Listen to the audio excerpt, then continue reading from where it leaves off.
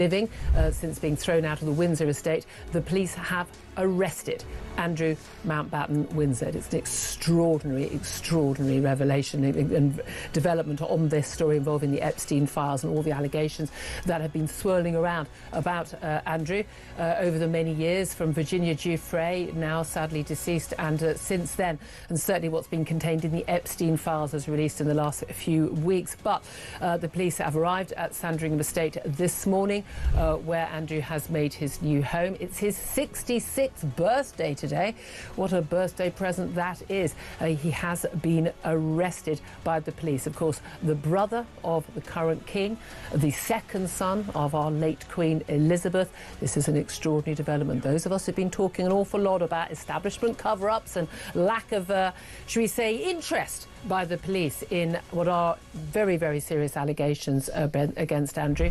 Perhaps pleased that that pressure has finally been put on the police, and they have done the job of actually looking into these issues seriously. Must bear in mind, of course, that the Prince has not been charged with any crime at this point, and he has always denied any wrongdoing in relation to any of the allegations about him. We'll give you more on that. We'll talk to you about that throughout the show, but I'm just being told that the arrest has been on suspicion of misconduct in public office. This, of course, relates to those Epstein file allegations and the documents that, if they are true, would suggest that he had, it is alleged, passed on basically what was confidential government information when he was the UK trade envoy for this country for 10 years to Jeffrey Epstein for Jeffrey Epstein's financial gain.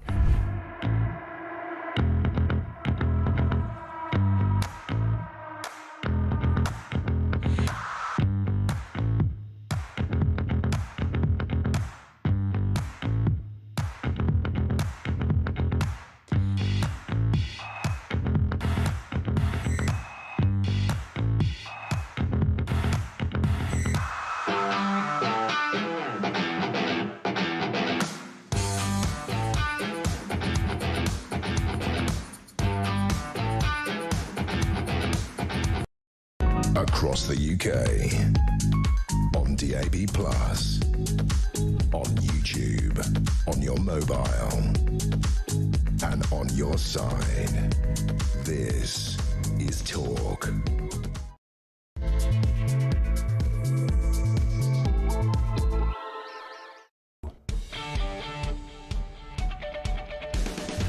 Well, a very good morning to you. Welcome to another week. It's just gone 6 o'clock. It's Monday the 23rd of March, and it is all change here on the home of common sense, the home of the alarm clock Brit, because Christian, the ever-present doyen of just calmness, is at home with the poops. I'm really not gonna mess this up. There's a bug doing the rounds on Christian, who famously said yesterday to one of the people who work on the show, "My wife's ill, my kid's ill, I never get ill," is absolutely raving ill. So she has strode, not the right way. Anyway, Alicia has come from the backwaters of notoriety. She's now producing the show. She's actually very excited. Apparently very good with the voice note.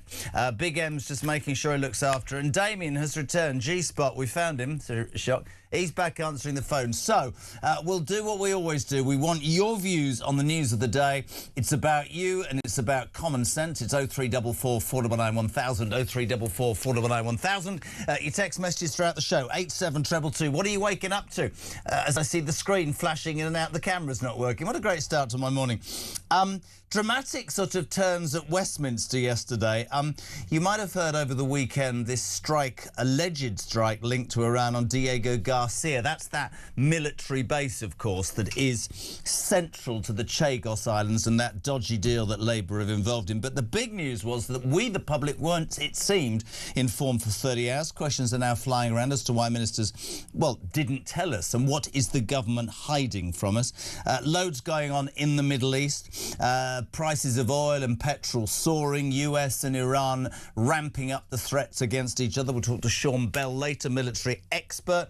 It's all gone on the immigration front, yeah. The weather's better, the boats are coming. Shabana Mahmood wants to do a crackdown. The left say, don't be so outrageous. These people have feelings. And all the while, the French are getting 500 million quid a year from us and are getting worried because that deal is ending. I'll tell you something, an interesting story we're going to talk about today. A Tory peer, Lord Sewell, will warn Sir Keir Starmer this week. This is a report that Britain is failing white-class working boys. It's a landmark race report. It calls for urgent action on education and opportunity. And it does get to the sort of nub of something that a lot of people worry about nowadays, is in a world, or rather a country, where we seem to bend over backwards to welcome people and make sure everybody has equality, are we failing the indigenous population? 0344 499 1000. Text to 87222. There's loads on the royal family. Andrew was seen out and about, like I give a toss, and Meghan's heading down to Australia. I was about to say it won't be the first time she's gone down under. 0344 499 1000. Text to 87222. So be gentle with Alicia. Get a long voice note in now, because I don't think she knows how to make them work. We, meanwhile, will say a very good morning to a man who's become central to this show, almost as central as he is to the opposition. Matt Vickers, Deputy Chairman of the Tory Party, good morning. Good morning, how are we doing? I'm all right, are you all right? All good, ready for action. Poor old you haven't got the bug, have you? Christian's not well at all. Taking care in this place. Really taking care. Keeping your vapes to yourself and all that. Keep your vapes and all that stuff you have down south to self. Lovely. Right, listen, let's get going. Let's start with Westminster. Diego Garcia, of course, is the military base on the Chagos Islands that has caused all sorts of furore already in the 23 days of this war. That was the base on which the English, well, the government initially said, you can't use it to the Americans, and then did a U-turn. Over the weekend, and myself included, you hear that news flash, oh my God, they've launched, you know, a missile at Diego Garcia, part of British colony, if you like, land. That changes the whole edifice. But it seems he didn't tell us for 30 hours, and your leader, Badenoch, has jumped right on it. What's going on?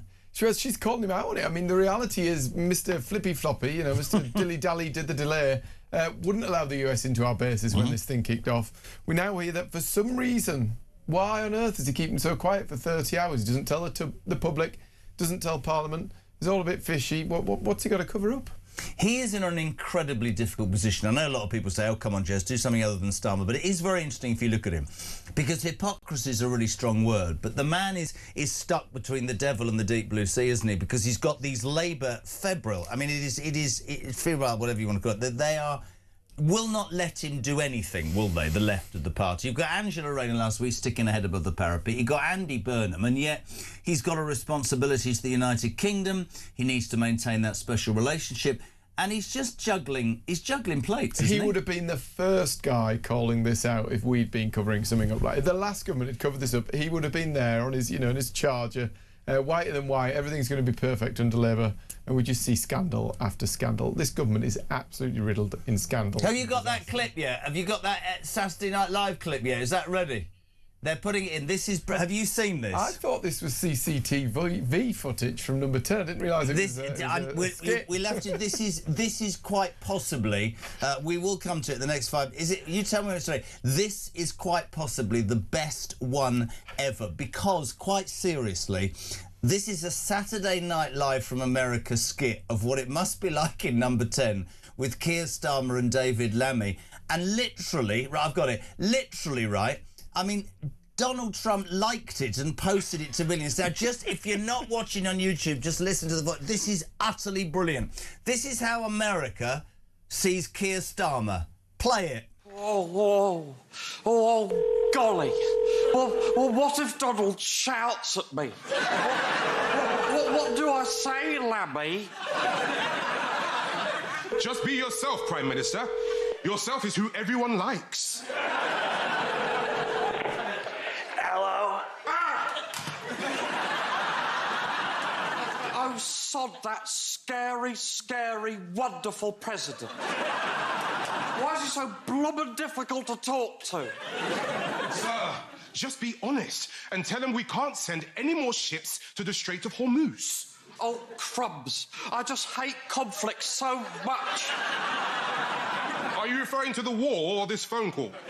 Isn't there a way I can not do both? I just want to keep him happy, Lammy. You don't understand him like I do. I can change him. It's absolutely brilliant, and it goes on. But how good I'm going to play that all morning. And it goes on. But how good I'm going to play that all morning. That is just because Trump isn't without his faults. A lot of people are saying you've called this wrong. You said the Iranian regime would fall very quickly. You said the Iranian people will rise up. You're now at day 23. That hasn't happened. There's information that maybe missiles are being sent from Russia. Certainly the Iranians have blocked the Straits of Hormuz. In terms of us at home, petrol's going up, oil's going up. It's a bit of a mess. But Starmer is just... He's so incapable of making... Do you see the best bit in there was, I don't... He's a wonderful, wonderful, scary, wonderful... He just doesn't... He can't, can he? Well, it's meant to be a skit, but I'm sure it's CCTV. I'm sure it is too lifelike. It's exactly what is going on in there. I think to see the President of the United States retweeting that, though, is quite a signal. Can you imagine that? At what point in our history would the relationship between the UK Prime Minister and the US President have reached such a low? Only once. It's shambolic. But what does that say? I mean, what does it say to the American people that the UK failed to stand its part, to allow them access to our bases? I've said it, and I'll say it again, it's a new week. I'm really happy if he says, I am not involving this country in those offensive things.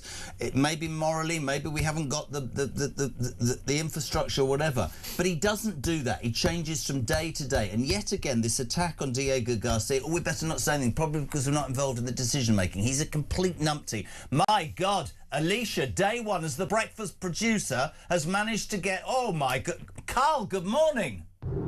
Hi, Jeremy. Carl Inberry. Keir Starmer, the guy is absolutely clueless. He was dragged kicking and screaming to get involved a bit in this war. He won't do anything. He's dead slow. He's not bothered. He's tried his best in every way to not get involved. And now it's coming home to roost. The guy is just absolutely clueless. In every single situation, he's slow. The rape gang inquiry, the pensioners, the farmers have been dragged kicking and screaming through it all, and now Iran. And it's been proven that Trump was right, because they have got ballistic missiles, and it looks like they can start reaching mainland Europe. So we need to pull our finger out now, and the rest of Europe need to, and they need to join up with our key ally, which is America, and start working together instead of trying to appease his voter base. Cheers, pal. That's it. Very well done, by the way, Alicia. That's very good. Seriously, get your voice notes in 0344 499 1000. I mean, it's really interesting. Front of the Mail. Why did the PM keep public in dark for 30 hours after Chiego's strike? The thing about this man is I actually think there needs to be greater transparency. Like with the Southport, I haven't said this to you ever.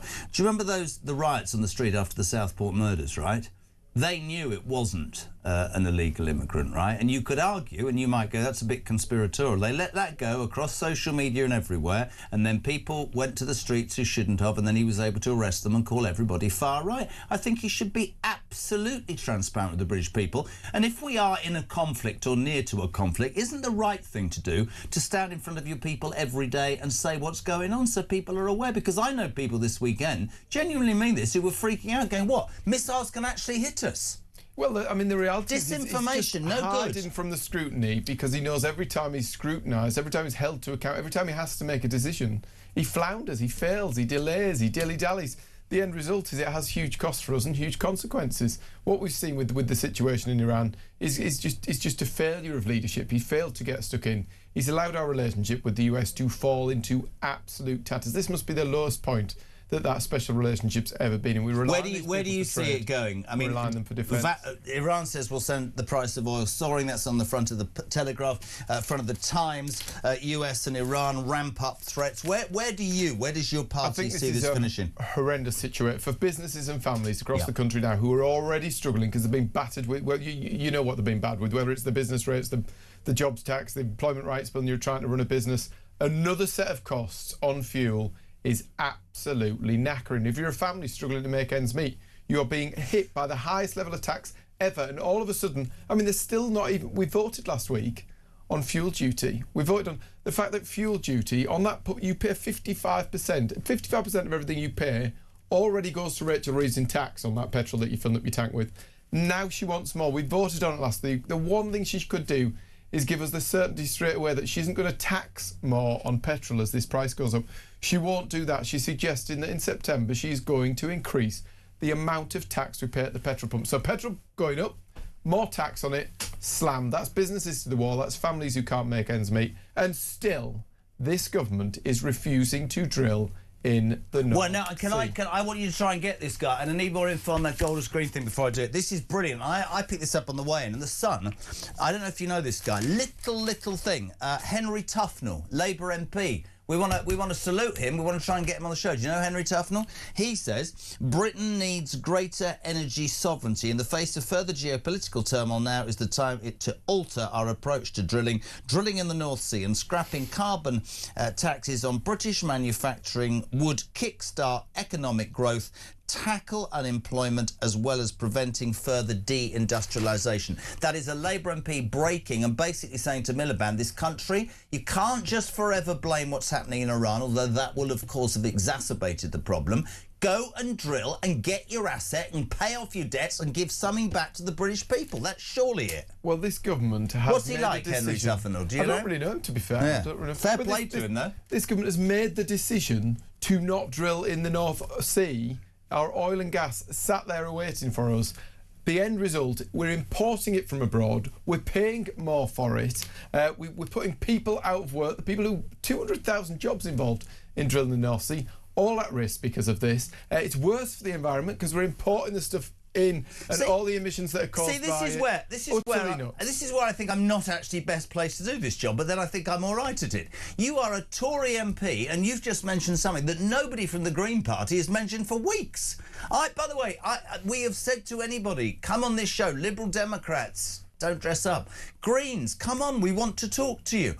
But the Green candidate in Gorton and Denton never mentioned anything about the environmental disadvantages of drilling. They talked about Gaza and the Muslim vote. You're now talking about green issues as a Tory. I'm confused. Are you defecting to the Greens? What's happening? Well, it's common sense. That's the problem. It's a no-brainer. We are reliant upon oil and gas from abroad, from these places that are subject to these shocks, the likelihood of Iran, the likes of Iran, because we are not drilling our own oil and gas. It's a no-brainer. And they're drilling Norway in the very field we could drill in and then selling it to us. See, I was starting calm, Big M, and it's gone wrong. 6:0344 499 1000. Text to 87222. Alicia doing a grand job. No text up yet, just making the point. Now, Pete, no, not on my screen. Pete from Golders Green. This is Pete's making what? It's a story that I haven't got much information on, but I believe a Jewish ambulance. There was three Jewish ambulances. What is the name for a Jewish ambulance service? Hatzalah, did you know that? It's an individual ambulance service for the Jewish community. 3 of them... Ran by volunteers. Is it run by volunteers? Yeah, run by volunteers. 3 have been attacked in Golders Green. Basic anti-Semitism in its worst instance. Pete, good morning. Morning, Jez.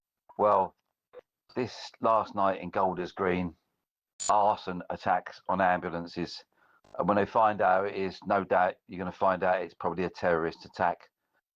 We can't stand this in this country any longer. Something has to be clamped down on. The law has to be toughened. The judicial system has to be toughened. And going on to the price of petrol. Well, seeing as most of our oil comes from Norway, it's just profiteering from petrol stations putting the price up. I'd like to know how much the distributors, the ones that bring all the petrol to the garages, how much they actually pay for a litre. Has that gone up for them? We don't know. If it hasn't gone up for them, then we know it's all about pure profiteering by these garages, and it needs to be clamped down on, because this country is just a rip-off via the government and via this government letting everybody get away with it. And it has to stop. It's really interesting. So I did something yesterday that I didn't. I actually made a basic mistake. I went to the petrol station. I have a diesel car, a big guzzling diesel people carrier that takes 27 kids. I'm just being completely honest, right? And I'm that old. I bought because I thought, anyway, diesel. Did you know there's 2 types of diesel? Oh, you can get normal diesel and Shell V diesel, but because, you know, one of them was trying to beat the crap out of the other, and I had 6 kids all weekend on my own, I just... 194 it was. And that, I mean, it was 140. But he's absolutely right. Something has to be given back by this government. I know that there are people in Labour who will say, yeah, but it's really difficult. It's really difficult, yes, for the whole world, but it's made more difficult by your appalling policies where you tax this country to the hilt and seemingly, and we'll get on to my next favourite subject, give it to every other bugger who arrives. Because guess what? Shabana Mahmood, who is not going to last very long, because if you think what's happening in Labour, you think about Angela Rayner and all this. Shabana Mahmood has said, I'm going to ramp up my migration crackdown. I'm going to plan to deport thousands before they can either appeal.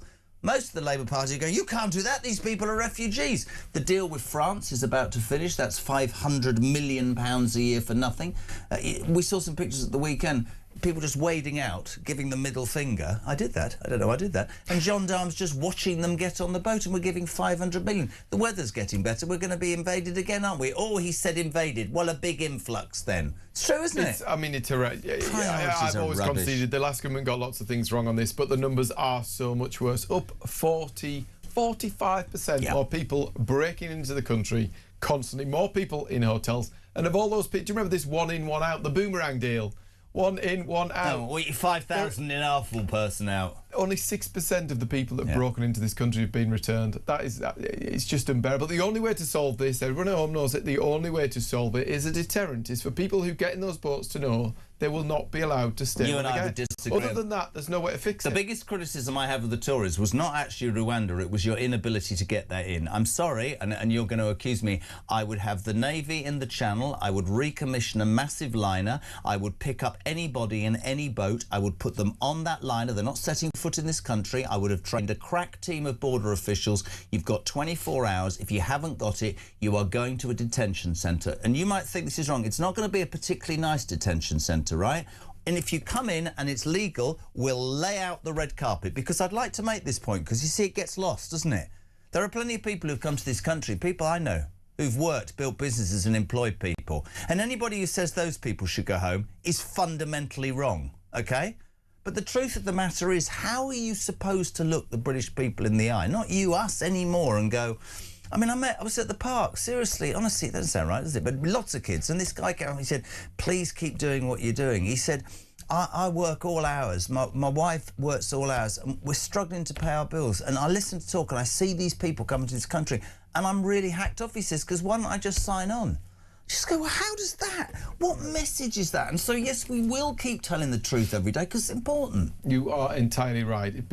Detain, deport. Yes. The minute you start doing that, people will stop coming. We saw the Albania thing. You're not coming in. You're going on, and you're going to go to a detention centre.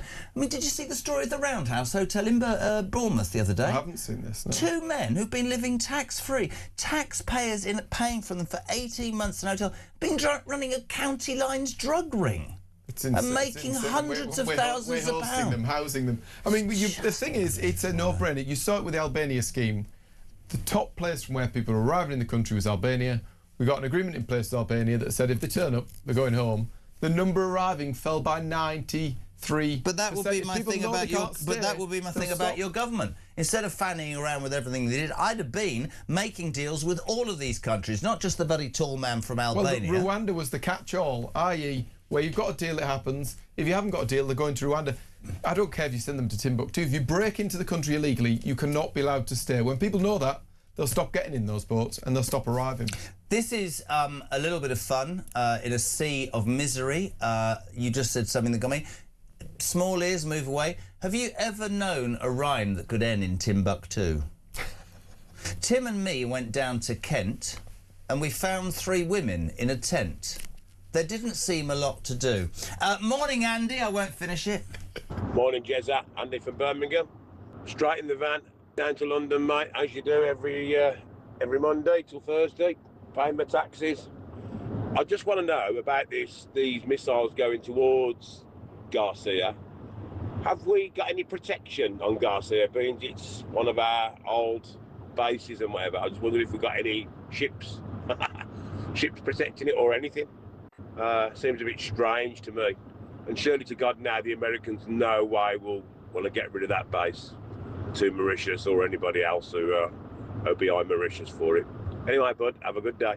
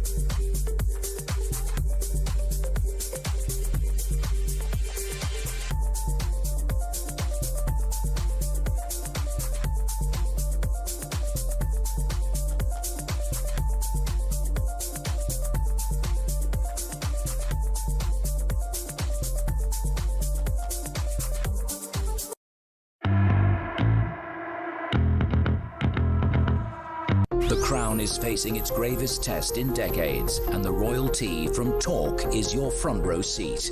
With royal reputations under pressure and probing questions about public trust, we unpack every twist and revelation with the biggest names in the business. From the throne room at Buckingham Palace to a mansion in Montecito, we follow every royal ripple. Never miss a moment of The Crown in crisis. Subscribe to the royalty from Talk on the app or wherever you get your podcasts. Across the UK, on DAB+, on YouTube, on your mobile, and on your side. This is Talk. Welcome back, 6:25. It's Monday morning, the 23rd of March, and you're waking up to Talk Breakfast. My name's Jeremy Cullen. This is Matthew Vickers, single and deputy chairman of the Tory party. 0344. Didn't say it, just smile. 0344 499 1000. Text to 87222. So you're waking up to the news that there's a lot of criticism again aimed at the government over this news on Saturday that the air base at Diego Garcia in the Chagos Islands, another one wanted to give away, that's manned by UK and American forces personnel, was apparently fired at by Iran, but we didn't find out for 30 hours. That's probably because he wasn't told, Starmer. We don't know. We'd love your thoughts on that. The government is ramping up. Well, Shabana Mahmood wants to ramp up migration controls. The rest of the Labour Party say, no, don't be horrible. They're refugees. The French are going, I want my money. The deal is up. It is a year. I want 500 million pounds. Doesn't even sound... Sounds like hello, that. I will say this only... I don't know what that is either. And that terrible story, just to give you a bit more, Jen, that's come out. Police have launched an investigation after 4 Hatzola ambulances, I hope I got that, belonging to the Jewish community. By the way, manned by volunteers, was set on fire overnight in Golders Green. The arson attack is being treated as anti-Semitic. 6 fire engines, 40 firefighters fighting this from 3 o'clock this morning. A neighbourhood watch group operating the area said it was aware of loud explosions. A manhunt for 3 suspects is underway. I will say this until they drag me out of this studio. I find, Matt, any form of racism abhorrent, but I do not understand why anti-Semitism is not put on the same revolting pedestal that other forms of racism. It is utterly, utterly disgusting and abhorrent. And if I was the Prime Minister, that is the very thing that I would be doing something about, but not... And his wife's Jewish, by the way. Anti-Semitism is racist. This is the thing that, you know, peddled by the hate marches. Yep. We saw it march through the streets of central London. We saw the BBC broadcasting absolutely vile content into our homes. And this is where it leads. Ambulances manned by volunteers. They're to save people's lives, and to not help just people. And by the way, because this is a fact, not just for the Jewish community, which tell you something about my Jewish friends, this is for the whole community, manned by Jewish volunteers, set on fire. And these people will get away with this because why? Why? Ambulance is there to help people at their hour of need in whatever situation. I mean, it's the lowest of the low, really. Of all the things that are said, of all the things that are broadcast, of all the things that we're tolerating that are intolerable in this country in the way that the Jewish people are treated, to see ambulances burned, it's unbelievable. 0344 499 1000. Morning to Sarah Bird. Will she give... I don't know. I'm waking up to you too, and I'm enjoying it. There, you see, you're making it with a splash, Matt. Because morning, Louise. Good morning. Why not mention the arson attack on the 4 ambulances Golders Green? Shocked you're not leading with it. Louise, sorry, I've just been talking about it for half an hour, but fair enough. See what these people do. This is what I have to deal with. But bless you. Thank you for being on the button, Louise. In Ipswich, Lee in Market Harborough. That clip from Saturday Night Live, UK, no one like Zippy Starmer. Great show. Please, can you play it again? I will in a minute. George in Leicester, good morning. I've got a question for Matt, if he can answer this. Is our energy price set by our dirtiest energy, i.e. oil or gas? So once we get to 51% renewables or cleaner energy, will our energy prices drop? And if this is true, why do we need to achieve 100% of clean energy? Very good question. There is no magical thing that when the balance turns, prices are going to drop. It's just not a thing. The reality is we're going to need oil and gas for many, many years to come. You can't turn green overnight, no matter what. Actually, we're better off if we were using the grubby stuff and we weren't paying the carbon duties that we're paying. Yeah. If you took away, so the Kemmys put this forwards, you axe the Climate Change Act, you get rid of the carbon tariffs that we're paying, you get rid of the renewable subsidies, you would see instantly a 20% cut in your energy bills. There's a plan there, it can be delivered. We start drilling our own oil and gas. Of course renewables are a sensible thing. If we can get power from the sky, We should do, but But we should do it in a can't way. get enough. We should do it in a way that works, that doesn't drive people's energy prices over a cliff edge. This isn't. It's not an if or but. It's a we can do this sensibly on the side. It doesn't mean we can turn off the power that we need to run our lives. Let's call it out again. Page 2 of the Sun, just a little bit. Henry Turnbull, a Labour MP, a backbench MP, writing in the Sun today and calling out David Miliband or Ed Miliband, whatever they're both, Matt. Anyway, you need to drill for the sake of this country. Patricia Wilson, this carbon tax is the biggest scam to date.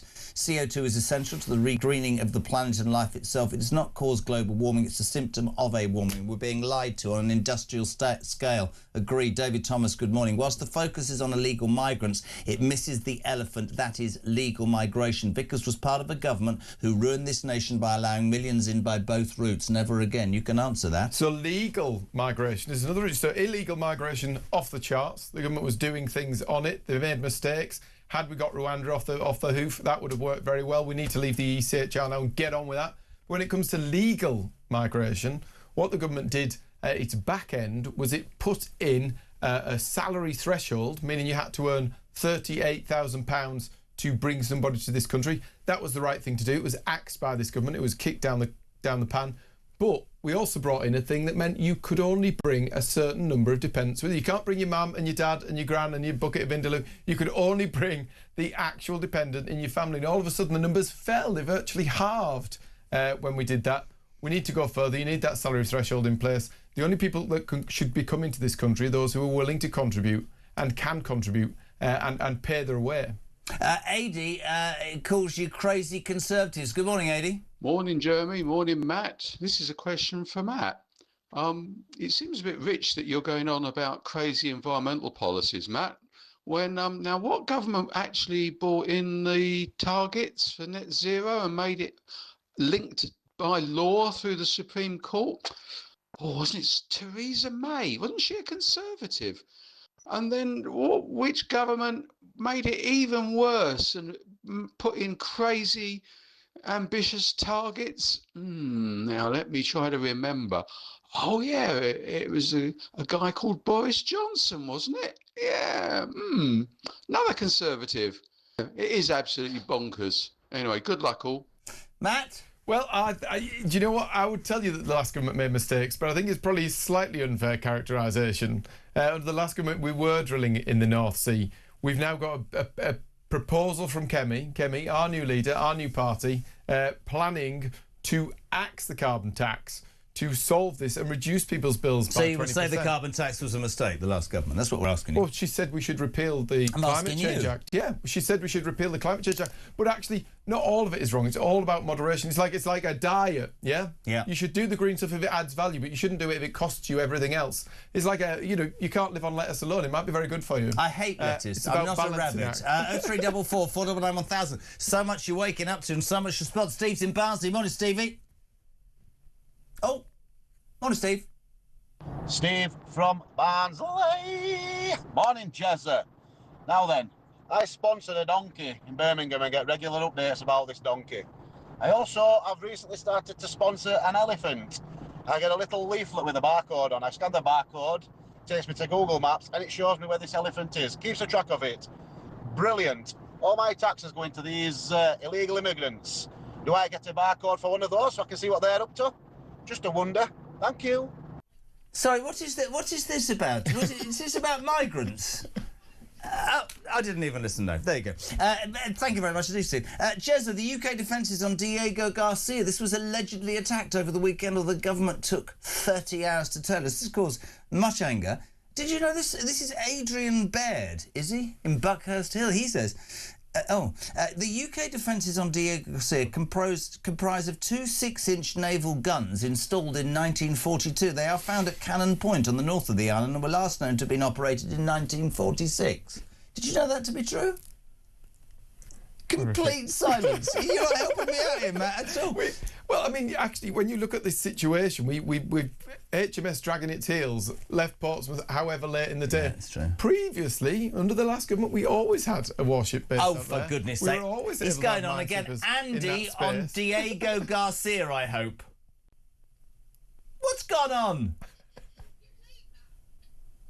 Where's Cindy? Cindy's gone off my list. I haven't got Cindy anywhere. It's not there.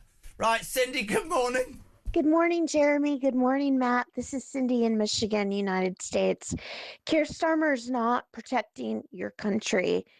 He doesn't know what he's doing, and he protects the migrants. He just cares about the migrant vote.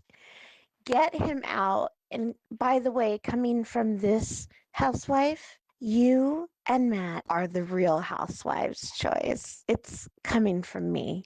I'm a housewife.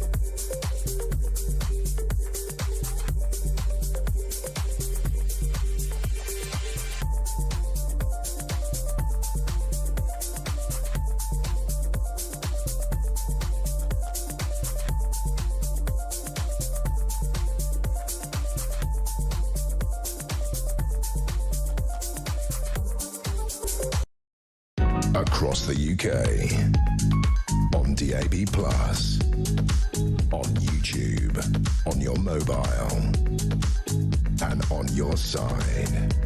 This is Talk.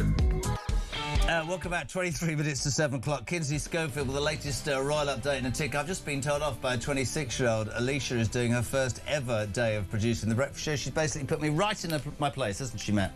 Absolutely. He's loving it. Rightly as well. so. Linda from Worcestershire. Good morning, Linda. I'll tell you why anti-Semitism isn't treated the same as racism against Muslims, Islam, black people, Asian people. Jews are generally seen as white, so as a double whammy, Jews are hated by the left and the Islamists, and they're white. Didn't you know racism against white people isn't possibly able to happen? I've no idea, but I do believe, and I will go on about it, that the Jewish community is treated appallingly, and this is the story you're waking up to. The police have launched an investigation after 4 Hatzolah ambulances belonging to the Jewish community, manned voluntarily by the Jewish community, was set on fire overnight in Golders Green in London. Starmer on the wall, says Bill in Cheshire. He is totally unfit for this sort of crisis. He's a process-driven lawyer who can only act if he has wide support, a written legal case, and the support of all his various interest groups. So he is incapable of making quick decisions as required in modern warfare. War is not a video game. You can't pause everything, go away for a chat and restart the game when it suits you. He is unfit for this role. You'd agree with that, wouldn't you? I think entirely. He's spineless, absolutely spineless. This requires somebody with steel who has our... In fact,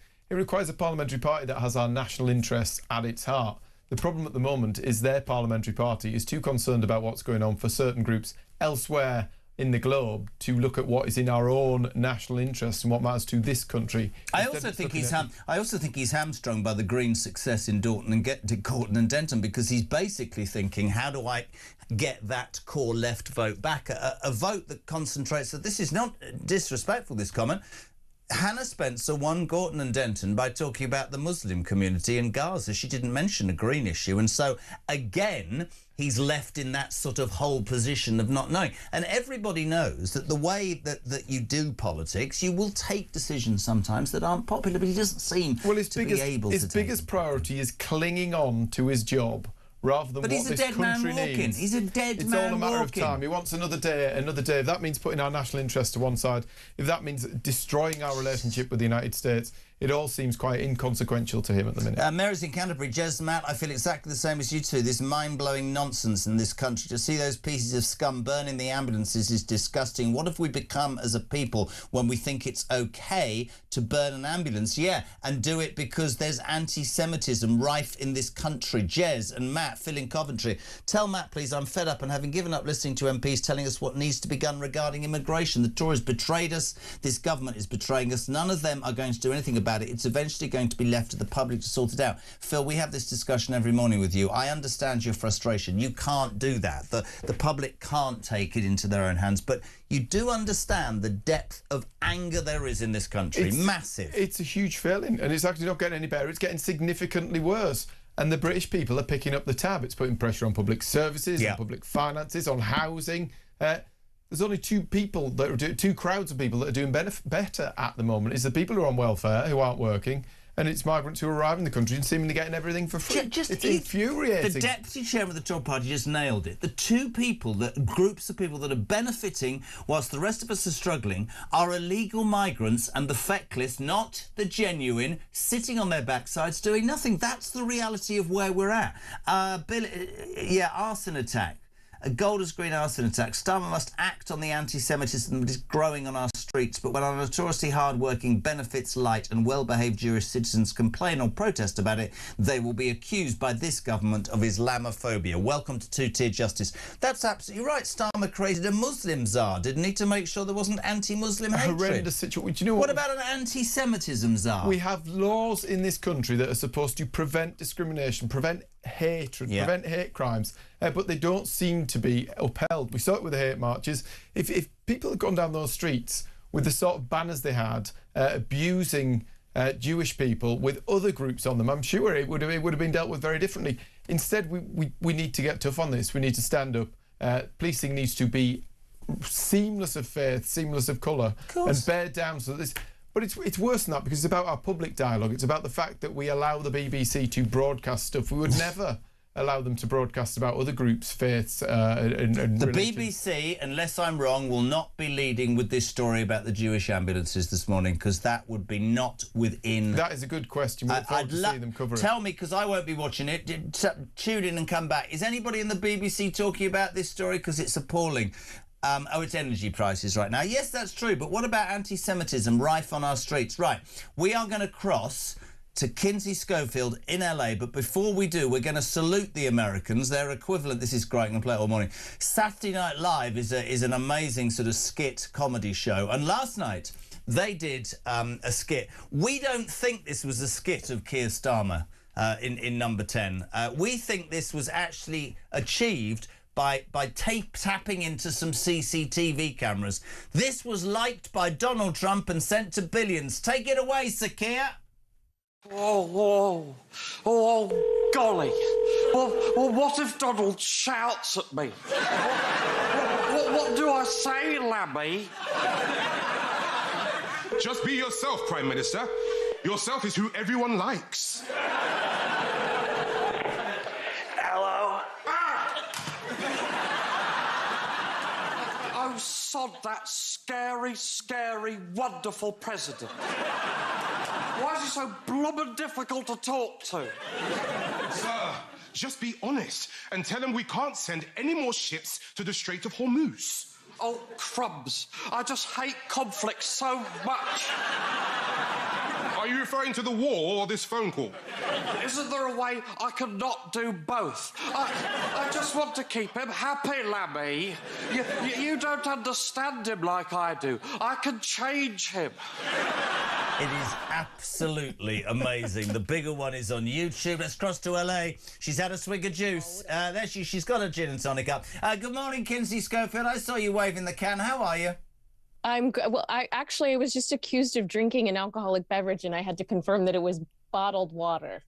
Listen, try living in this country. I'd be on the gin about 5 o'clock in the morning. I wouldn't worry about that, my darling. What did you make of the skit on Saturday Night Live about Starmer? That was massive. Oh, my gosh. If I were this cast, I would be so proud of myself. Yeah. You are already being shared by President Trump, who is just, first of all, he is notoriously funny himself, which, you know, like him or love him, he's made some pretty great jokes in the past. And I just think that they must be on cloud nine. This must be a huge win for them because it was very funny. It was very funny. Welcome to breakfast. I hope you've had a good weekend. Let's talk royals. Let's talk America, but let's start with the royals. Andrew Mountbatten, well, Andy. Honestly, I was talking to some of the guys from The Sun the other day, and of course everybody's been waiting for that first picture. The last picture was this one, in the back of the car, being driven out of prison, looking slightly dodgy. He went to walk his dog at the weekend, and that's front page news. Seriously, what becomes of this human being? He can't do anything. He can't go anywhere. Nobody wants anything to do with him. I mean, what's the point? I mean, what becomes of him? I don't think we should be seeing him walking his dogs. I mean, I'm under the impression that he probably doesn't have the help, but these are not the pictures that the King and Prince William want out there when they're trying to do everything in their power to bury this embarrassment.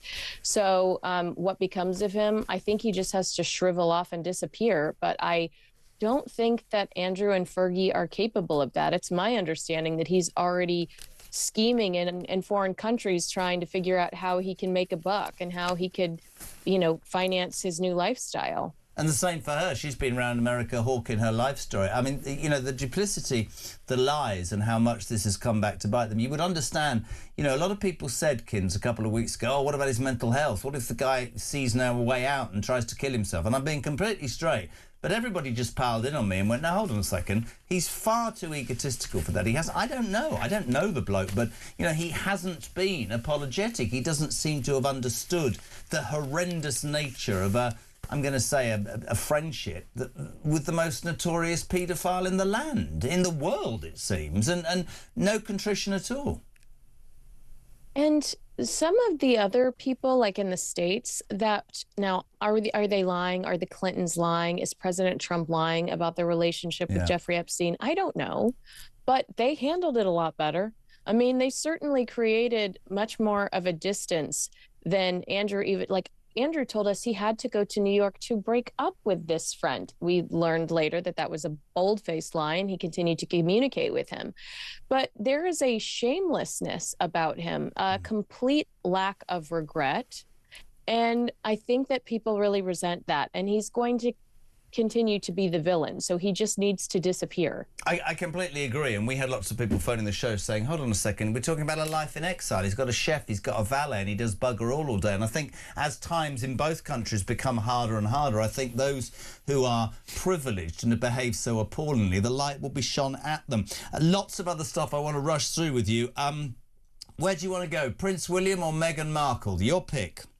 Well, are we not going to acknowledge that Fergie pitched a show where she clones the Queen's dogs? I don't understand this story at all. What is this story? My God. I mean, that's such an American reality show, though. I mean, truly, that is such an American reality show. And the idea that she had this relationship with the Queen and that's why she was left with the Queen's corgis. No, the Queen did not. After her last corgi died, she said, I don't want any more corgis because I don't want to outlive my corgis. Then Prince Philip passed away, and Andrew and Fergie forced these puppies on her after she said, I'm a dog mom. I have 4. I would be very upset about the idea of leaving my dogs behind.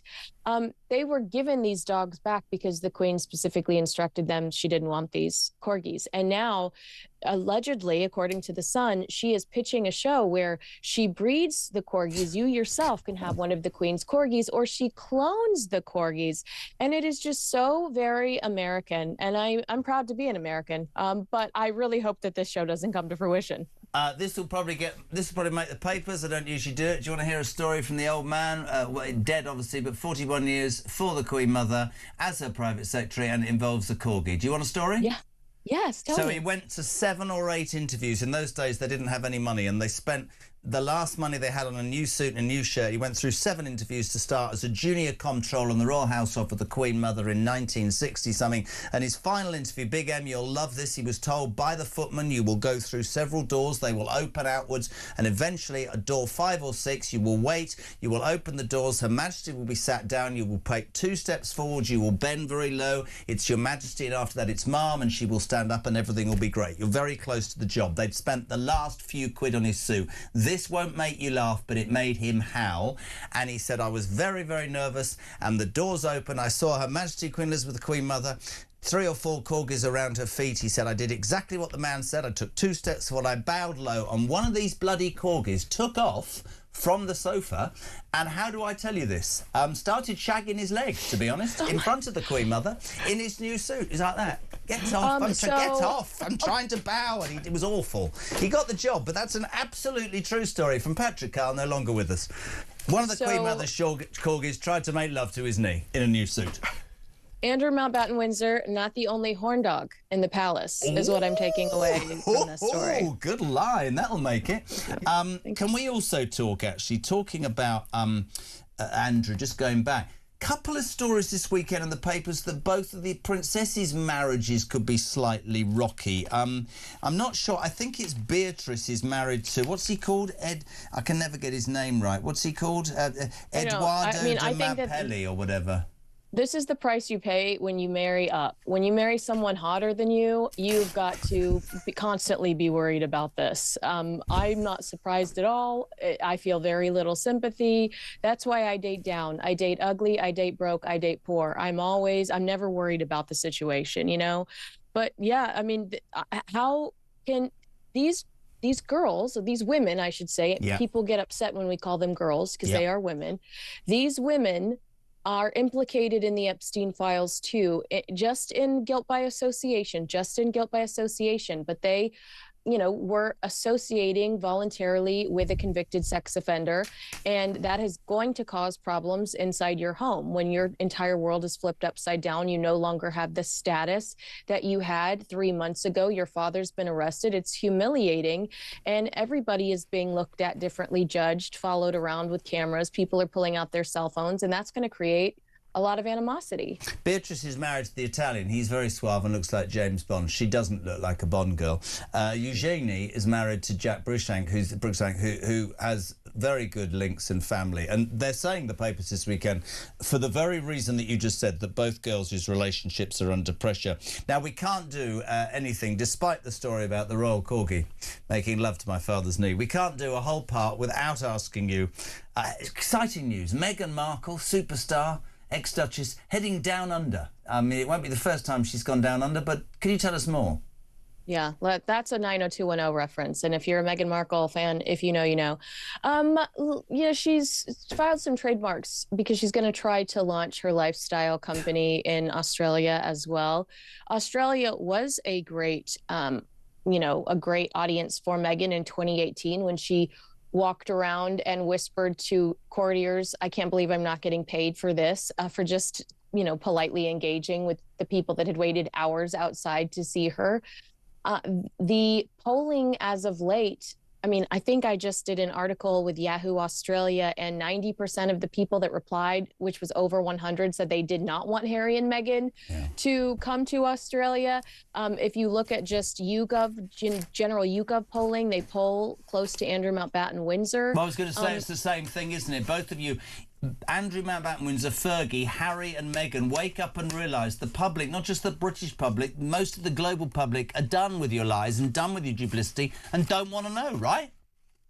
Yeah, and I mean, I think both couples are very similar. I think they'll do anything for a buck, and I think that they jeopardize the British royal family, and I wish that King Charles would strip Harry and Meghan of their titles sooner than later, and I think it's a cowardly act to force Prince William to do that once he ascends to the throne. So hopefully we actually see that from King Charles, because that would be an act of leadership, and I think it would ensure the protection of the royal family going forward. Couldn't agree more. I love having you on. Thank you for drinking gin, talking about corgis that make love to... Well, it wasn't gin. It's not gin. Water. It's water. My name's Kinsey and I drink water. I love you. Thanks so much. Have a lovely day. Bless her. Kinsey Schofield, live and exclusive Talk Breakfast. We're back in 3.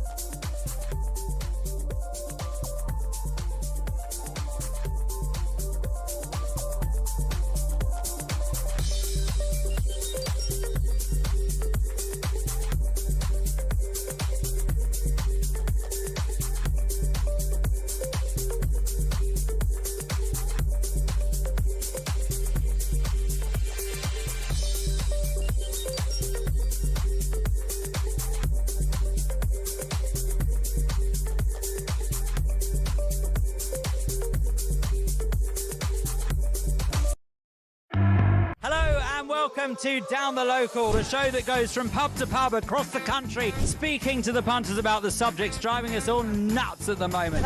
Rachel Reeves, Rachel Thieves, Rachel McCounts. I don't really know Meghan Markle. I know Meghan Markle's from Suits, and that's about it. I don't know about anyone else, and I don't know where this is going. I have 0% beers, and I feel raising the flag, I think, is symptomatic of this desperation. Is public transport good value for money? No, it isn't. You really don't like speaking to people.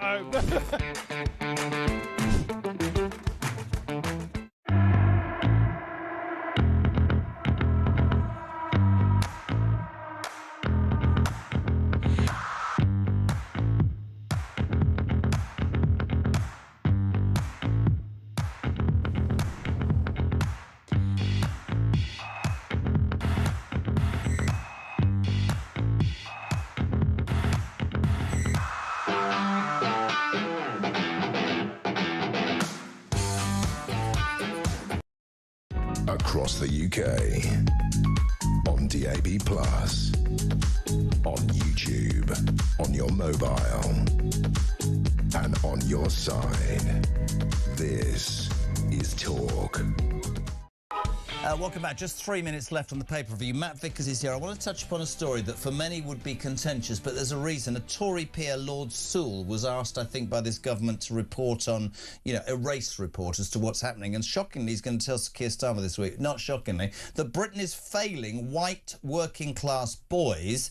He calls for urgent action on education opportunity. In our quest, is he saying, to be diverse and give everybody the opportunity, we've gone the other way. Well, this is an utter failure of our state and of our society, that we are letting down working class white, but we're obsessed. I've never seen any positive discrimination, any quotas that featured any need to give opportunities to working class white boys. Yet what we're seeing is an education system that's letting them down. This country, the thing that makes Britain great is that it should be a sort of place where you grow up, and no matter where you come from, yes, you should be able to get to wherever you want to be. You should have the opportunities that if you work hard, you do the right thing, you can achieve it. But actually what this system is letting down, what Britain is letting down, is white working class boys in communities across the country. Somebody said to me obsessed with quotas. Somebody said to me in a very high-ranking business that I won't go into that, if you're 25 and you're middle class and you're white, you've got a degree, you're at the back of the queue.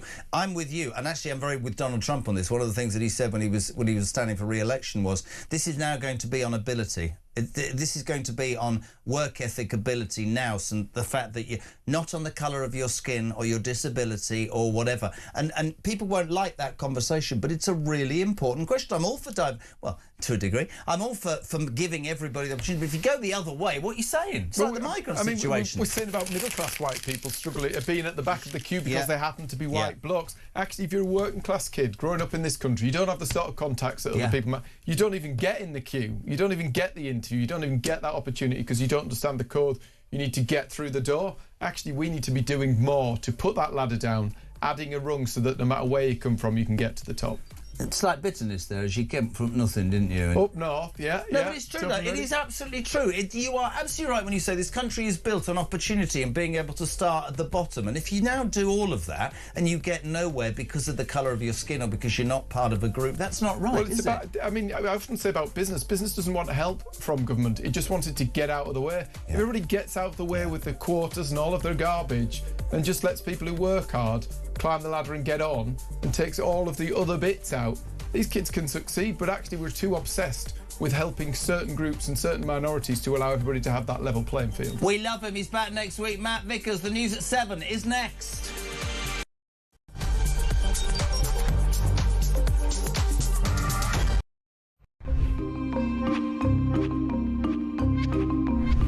Hello from Crowborough, where the local residents are enraged with what has happened to their community merely overnight when just 27 single male asylum seeker illegal migrants were bussed into their military training camp.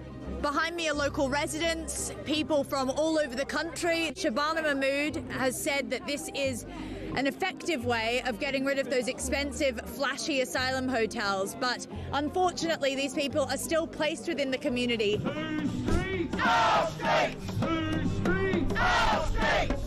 Whole town is very afraid because these are unvetted men from countries that are you know, the government warn us not to go to.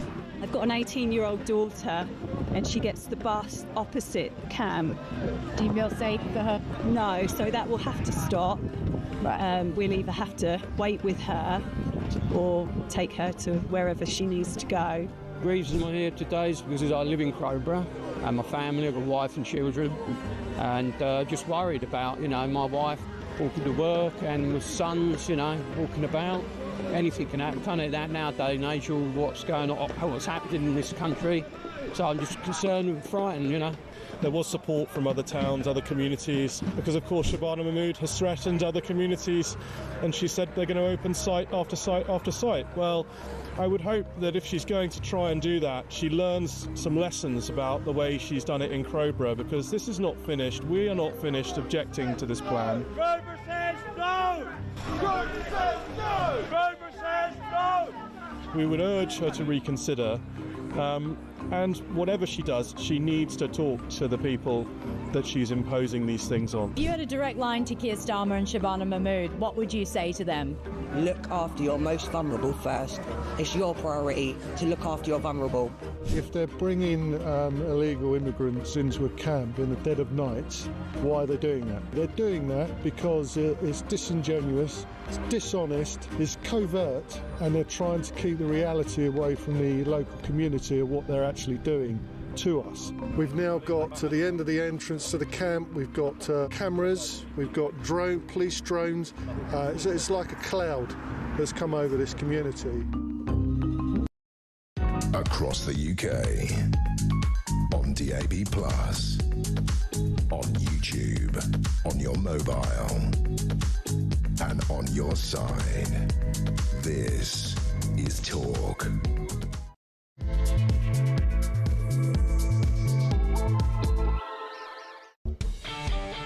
Welcome back or welcome along. Just gone 7 o'clock. It is Monday, March the 23rd. We're live across the UK with Talk. It's the home of common sense and the home of alarm clock Brits. Whatever you're doing this morning, you're on the way, you're in the queue, you're on the way back from the night shift, you can't get the kids to get up. Did that all weekend. 0344 499 1000. Big news here. Christian, he's off. He's got the poops. I'm not messing. And I have to say what a fantastic first hour she's done. Alicia is running the show today. 0344 499 1000. Text to 87222. You can get your voice notes in. What are you waking up to?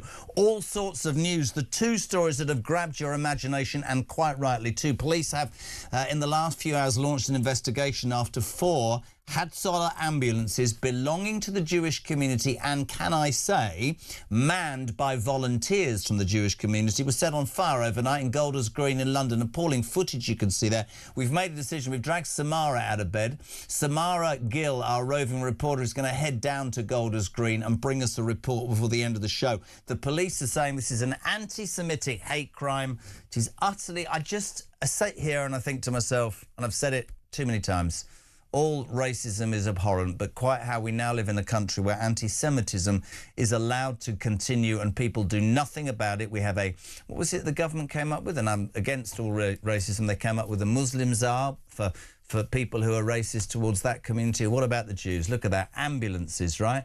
Ambulances, man. And by the way, Louise in Ipswich, you're right. And I said it already. This isn't just for the Jewish community. These people man these ambulances for the whole community, right? To help the whole community. Set on fire by anti-Jewish hatred. Utterly disgusting. Lots of in the news about immigration today. Shabana Mahmood says, I'm gonna power ahead. I want to detain these people and deport these people. I'm going to be strong.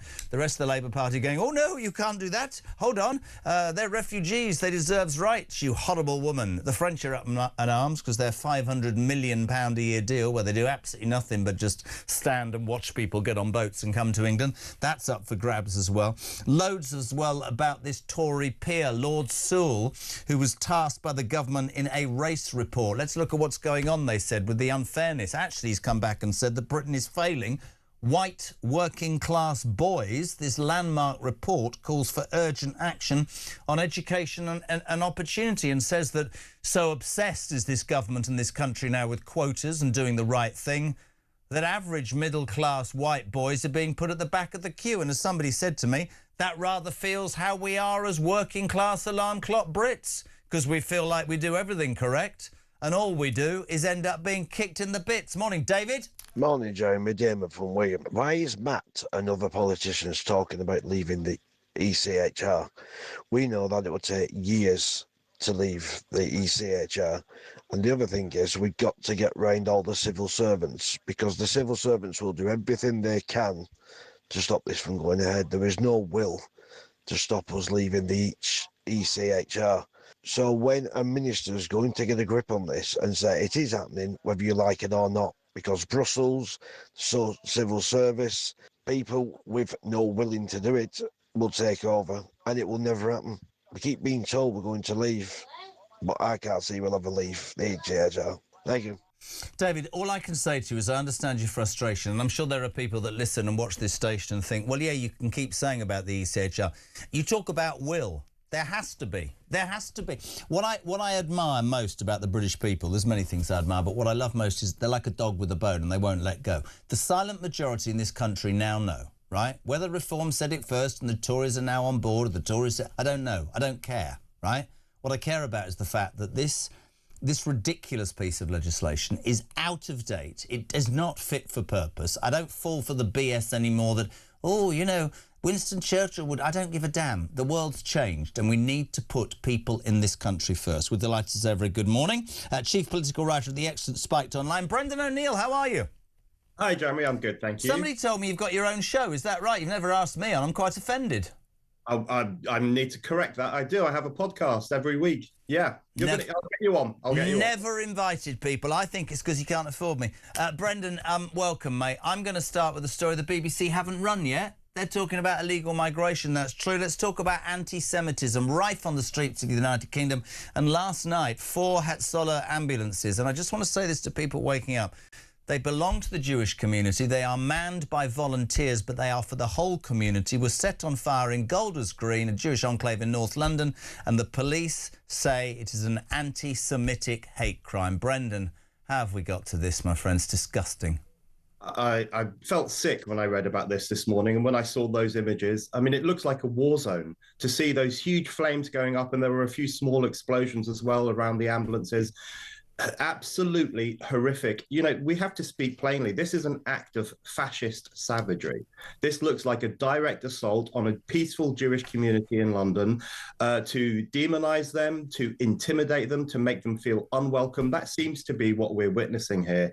And I want to know if all those politicians who spent the past week attacking Nick Timothy because he criticized mass Muslim praying, are they going to speak about this?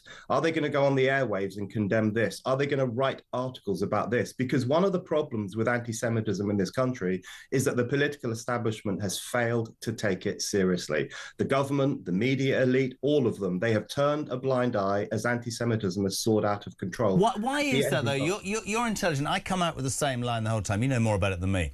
This government's created an anti-Islamophobia Muslims are. I'm fine with that. I don't agree with racism, right? But how imbalanced is that?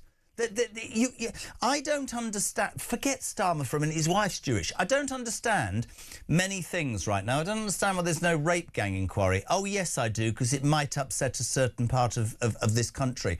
I don't understand how anti-Semitism is allowed to prevail. Oh, I know. It's because it would upset a certain community. That's not good enough for me. That is gratuitous violence, that is hatred, and that is a hate crime. You get called out by the police and this government if you write something they disagree with, but you can firebomb a Jewish ambulance and get away with it. How does that make sense? It's sickening. And, you know, this hasn't come out of nowhere. As you say, this did not come out of the blue, this attack on these ambulances. This follows 2.5 years of hate marches every single weekend where people on the streets told us that the Jewish nation is the most evil nation. This follows a simmering culture of anti-Semitism, some of it coming from the left, some of it coming from sections of the Muslim community. This follows the attack, of course, on the synagogue in Manchester where 2 Jews were killed last October. This has been gathering staggering pace for some time. And the so-called anti-racists on the left and in government circles, they look the other way because they would much rather hold forth in that very virtuous fashion over Islamophobia, you know, when people disrespect the Quran or make a joke about Muhammad, than they would to talk seriously about the attacks on Jews that are taking place in this country. They are betraying our Jewish compatriots, and that's disgusting. If you're watching on YouTube now, you can see 3 men running towards an ambulance that's parked, setting fire to it and then running away. It's all on CCTV. It's utterly, utterly disgusting. Yeah, I mean, Alicia brought this to me first thing this morning. We've actually decided to send Samara Gill, our roving reporter, down to Golders Green with a camera crew and try and get some reaction from the local community. We'll bring that to you before the end of the show. To me, that's a stain. That's a stain on who we are. As much as not having a rape gang inquiry is a stain on who we are. I don't understand how these things can have a blind eye turn to them. It doesn't sit with me, actually, generally not shouting for once. It actually sickens me to my stomach that this is allowed to happen. You know, Jeremy, like you, I hate all forms of racism, and I think we should stand up to all of them. Yeah. But history tells us that anti-Semitism is a little bit different, because anti-Semitism, once a society has the sickness of anti-Semitism, that tells you something more broadly about that society. It tells you that it is losing its way, it is betraying its values and its virtues, it is turning its back on one of its own communities. We know from history that when anti-Semitism sweeps through a society, that society is in deep trouble. And I think that's what we're seeing in Britain now. And the failure of the supposedly virtuous, polite society to get a handle on this, that's the real indictment of Britain in 2026. It frightens me. Let's get a quick voice note. Jay, good morning. Morning, Jez. Great show as always. Regarding the arson attack on the Jewish ambulances, I'm looking forward to Sadiq Khan, the Mayor of London, which means he represents every faith, every person, this great community, London, he keeps saying about. I'm waiting for him to come out, condemning it and saying they will feel the full force of the law, and he will back any prosecution against the people or persons that's done this. So let's wait for that to happen, and I'm waiting for Starmer to do the same. Because again, the Jewish community keep getting attacked. And if you're Jewish and listening to this, I just want you to know the British people think you're fantastic, and we will win in the end. OK, don't run away. We will win. We'll fight this together. Do you know why I played that voice note? Right, Brendan, I was at an airport the other day and there was a traditional Jewish couple. And I literally said, I went up to him and I said, sorry to bother you, I just want to say sorry. And he said, thank you so much, and grasped my hand. Genuinely, it was just at a carousel, because I'm just embarrassed, man, that a country, that a religion that was treated the way it was, right, and rebuilt itself. I still always tell the same story, but somebody once telling me that, you know, when you're 12 or 13, your parents tell you about the facts of life. If you're Jewish, your parents sit you down and tell you about your ancestry and how 6 million people that, you know, were related to you were gassed simply because somebody didn't like the religion that you followed. And I have great admiration for the Jewish community, and I will continue to these stories because I think it is utterly disgusting. And he's dead right. Sadiq Khan will say bugger all. It's not on the BBC, by the way. They haven't even mentioned it this morning on the newspaper. Of course they haven't. Nowhere to be seen on the BBC, Brendan. Nowhere. You know, what a nice message that was, that voicemail, which I think is a measure of the calibre of your listeners, Jeremy, and of alarm clock Brits more broadly. There is, you know, you and I remind ourselves quite frequently, there is a decent majority out there. There is a well of common sense in this country that is too often untapped, full of normal people who are absolutely sickened by the scenes in Golders Greens and actually stand with the Jews against radical Islamists and against the left.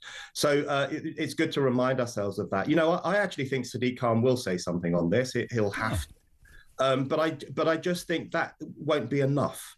And we should say to him, well, why have you let the hatred grow in London over the past 2.5 years? Why didn't you treat it with the seriousness that it deserves? So even if he does say something, and I expect he probably will, we've got to hold his feet to the fire and say, Sadiq, you let this happen on your watch and you need to answer for it. Let's talk about immigration quickly if we can. Shabana Mahmood is in severe danger of being thrown to the wolves, I imagine, as Angela Rayner and Andy Burnham gain control of the party after May. She says, I'm ramping up my migration clampdown. She says plans are on the table to deport thousands before they can appeal. The weather's obviously getting better. She says we need to deal with it. Many on the left, in fact, not just on the left, are saying, nah, you can't do that. These are refugees. We saw some appalling images over the weekend, people walking on a beach, just walking to the boats, wading out to the boats, and the gendarme just having a cigarette watching them. We're paying them 500 million quid a year.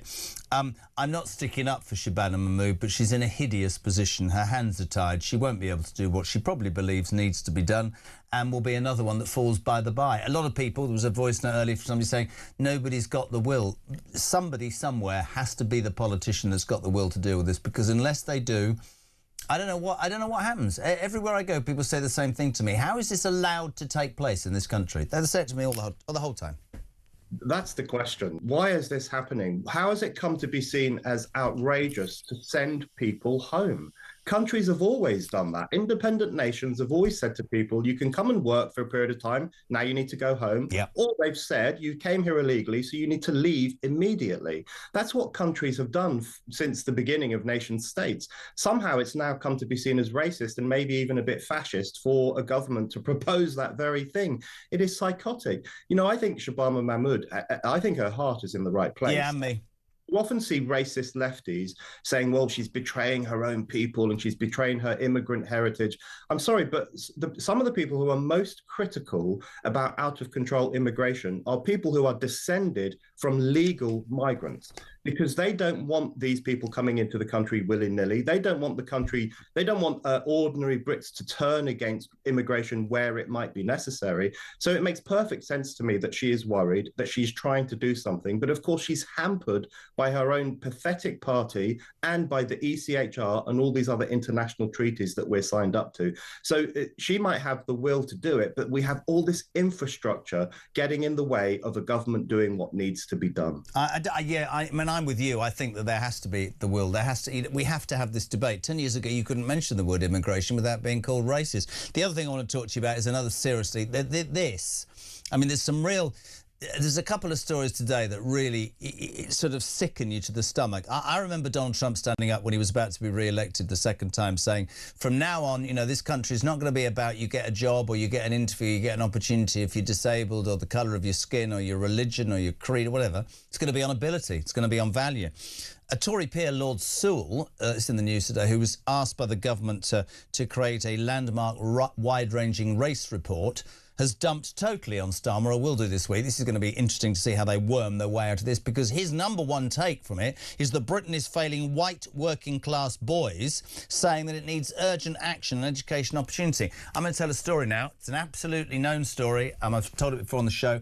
A friend of mine's partner, one of her daughter's boyfriends, A-star student, semi-professional rugby player, 6'4", fantastic, middle-class family, came out with a first-class honours degree, wanted to get a trainee job in the city. This is genuinely true, peeps. And my wife's listening, and she'll know that we were told this about that. What? He sent 200 CVs away over a 12-month period and never got one response. A mate of his one night in the pub said, this is what you need to do. He changed his pronouns. Wow. And he got 4 job interviews within a month. It's absolutely ridiculous, man. If that is where we've got to, good for Lord Sewell. Good for Lord Sewell. Oh, good for Lord Sewell is one of the few sensible people still around in the political establishment in this country, because he's done quite a few reports over the years, just calling into question the myth of institutional racism and looking at how certain constituencies in this country, including young white kids, are losing out as a consequence of the DEI hysteria and this kind of obsession with institutionalizing diversity, which often means giving an extra hand up to people from ethnic minorities, which is not fair. What we should be doing is ensuring that every young person in this country has the same opportunities. Yeah. And if they've got the skill and the aptitude, then they should succeed. That's what we need. But we've created this hyper-racial system where there's preferential treatment if you come from one of the minority communities, but you are left behind. If you're a white working class boy in particular, you're left behind at school, you're left behind at university, the job market's not interested. It's a real betrayal, and I'm so glad Lord Sewell is speaking out. Yeah, I think it's a really important thing to do, and it goes back to that sort of, when you start, you'll know this from your podcast that you're going to invite me on, and I'm joking anyway, but I will do it. But the people will say, or would have said 5 years ago, oh, you can't, how can you say that? But it is fundamentally wrong. This is not this report saying that people of other religions or other ethnicities should not get... Of course, but you've gone the other way. It's like so much in this country. The immigration thing is another example. Crime is another example. We seem to me to have gone so far in the opposite direction that anybody who's not broken the law, who's here legally, who has got some qualifications, is going to miss out, while this obsession with making it as easy as possible for anybody who should not basically get away with it. I mean, I just think that's why we're at a seminal moment in my mind. It's just another example of unfairness. I think that word's really important, Brendan, unfairness. Yeah, and the immigration issue sums it up perfectly, because as you know very well, Jeremy, there are people who can arrive in this country today on a boat illegally from Eritrea or Sudan or somewhere else. They will instantly have the right to stay in a hotel, to have 3 meals a day. They will get medical appointments. They will get dental appointments. They will get all the things that the ordinary Brit actually doesn't have the right. Absolutely. If the ordinary Brit was down on their luck and said to the government, please give me a hotel and 3 meals a day and a taxi to the dentist, the government would laugh in his face. So this is profoundly unfair, profoundly unjust, and that's what ordinary people are feeling right now. It's great to have you on, mate. I love our little chats. We thank you very much as ever. Go online and chat out Spike. Brilliant, brilliant work as well. Thank you, Brendan O'Neill. What is it, 7:21? We're live across the UK. Talk Breakfast is on. You're waking up to those 3 main stories. A disgusting scene overnight. 4 Hatsola ambulances belonging to the Jewish community in Golders Green in London set on fire by mobs, by arsonists. The attack is being treated. You could see the pictures there of masked men setting fire to ambulances. Let me tell you about these ambulances. These are manned voluntarily by the local community, not just for Jews, but for everybody. That's how good that community is. They were set fire to. The arson attack, the police say, is an anti-Semitic hate crime. Nothing yet from the Mayor of London, Sadiq Khan. Of course not. Nothing from the Prime Minister. Of course not. Nothing on the BBC. Of course not. But we've sent Samara Gill down to that location to see what the local community think. 0344 499 1000. Morning, Mick. Morning, Jez. Mick from Staffordshire. Now all the prices have gone up, I've been telling the kids, don't put the heating on, don't spend 20 minutes in showers. I'm just wondering if the government have put any caps on paying the heating bills for these hotels, or can they just keep the windows open when it gets too hot? The heating's on all day.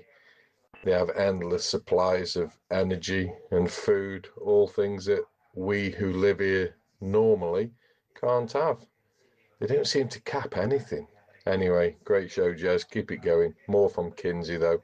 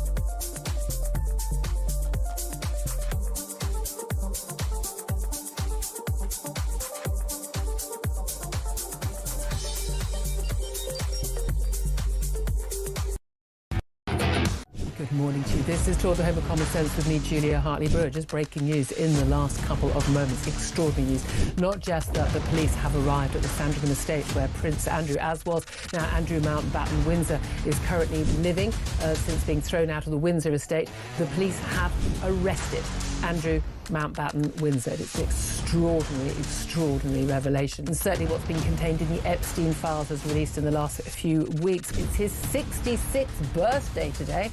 What a birthday present that is.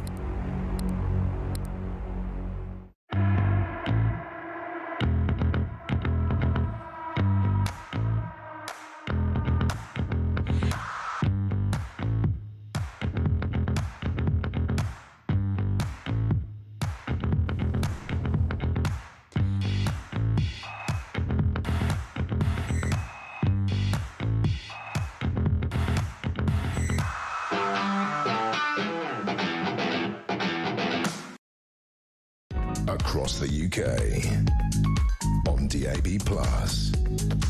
on YouTube, on your mobile, and on your side. This is Talk. Welcome back, 7:25. Amy Tarkanian live from America in a Tick. Damon from Wigan. Good morning, Jess. So an MP is going to tell the British Prime Minister the British boys are being left behind, but all the British people are being left behind as well because the governments don't care about us and seem to put non-British people ahead of us at the same time. Why is our government treating us like this? Surely it is an utter disgrace. Couldn't agree more.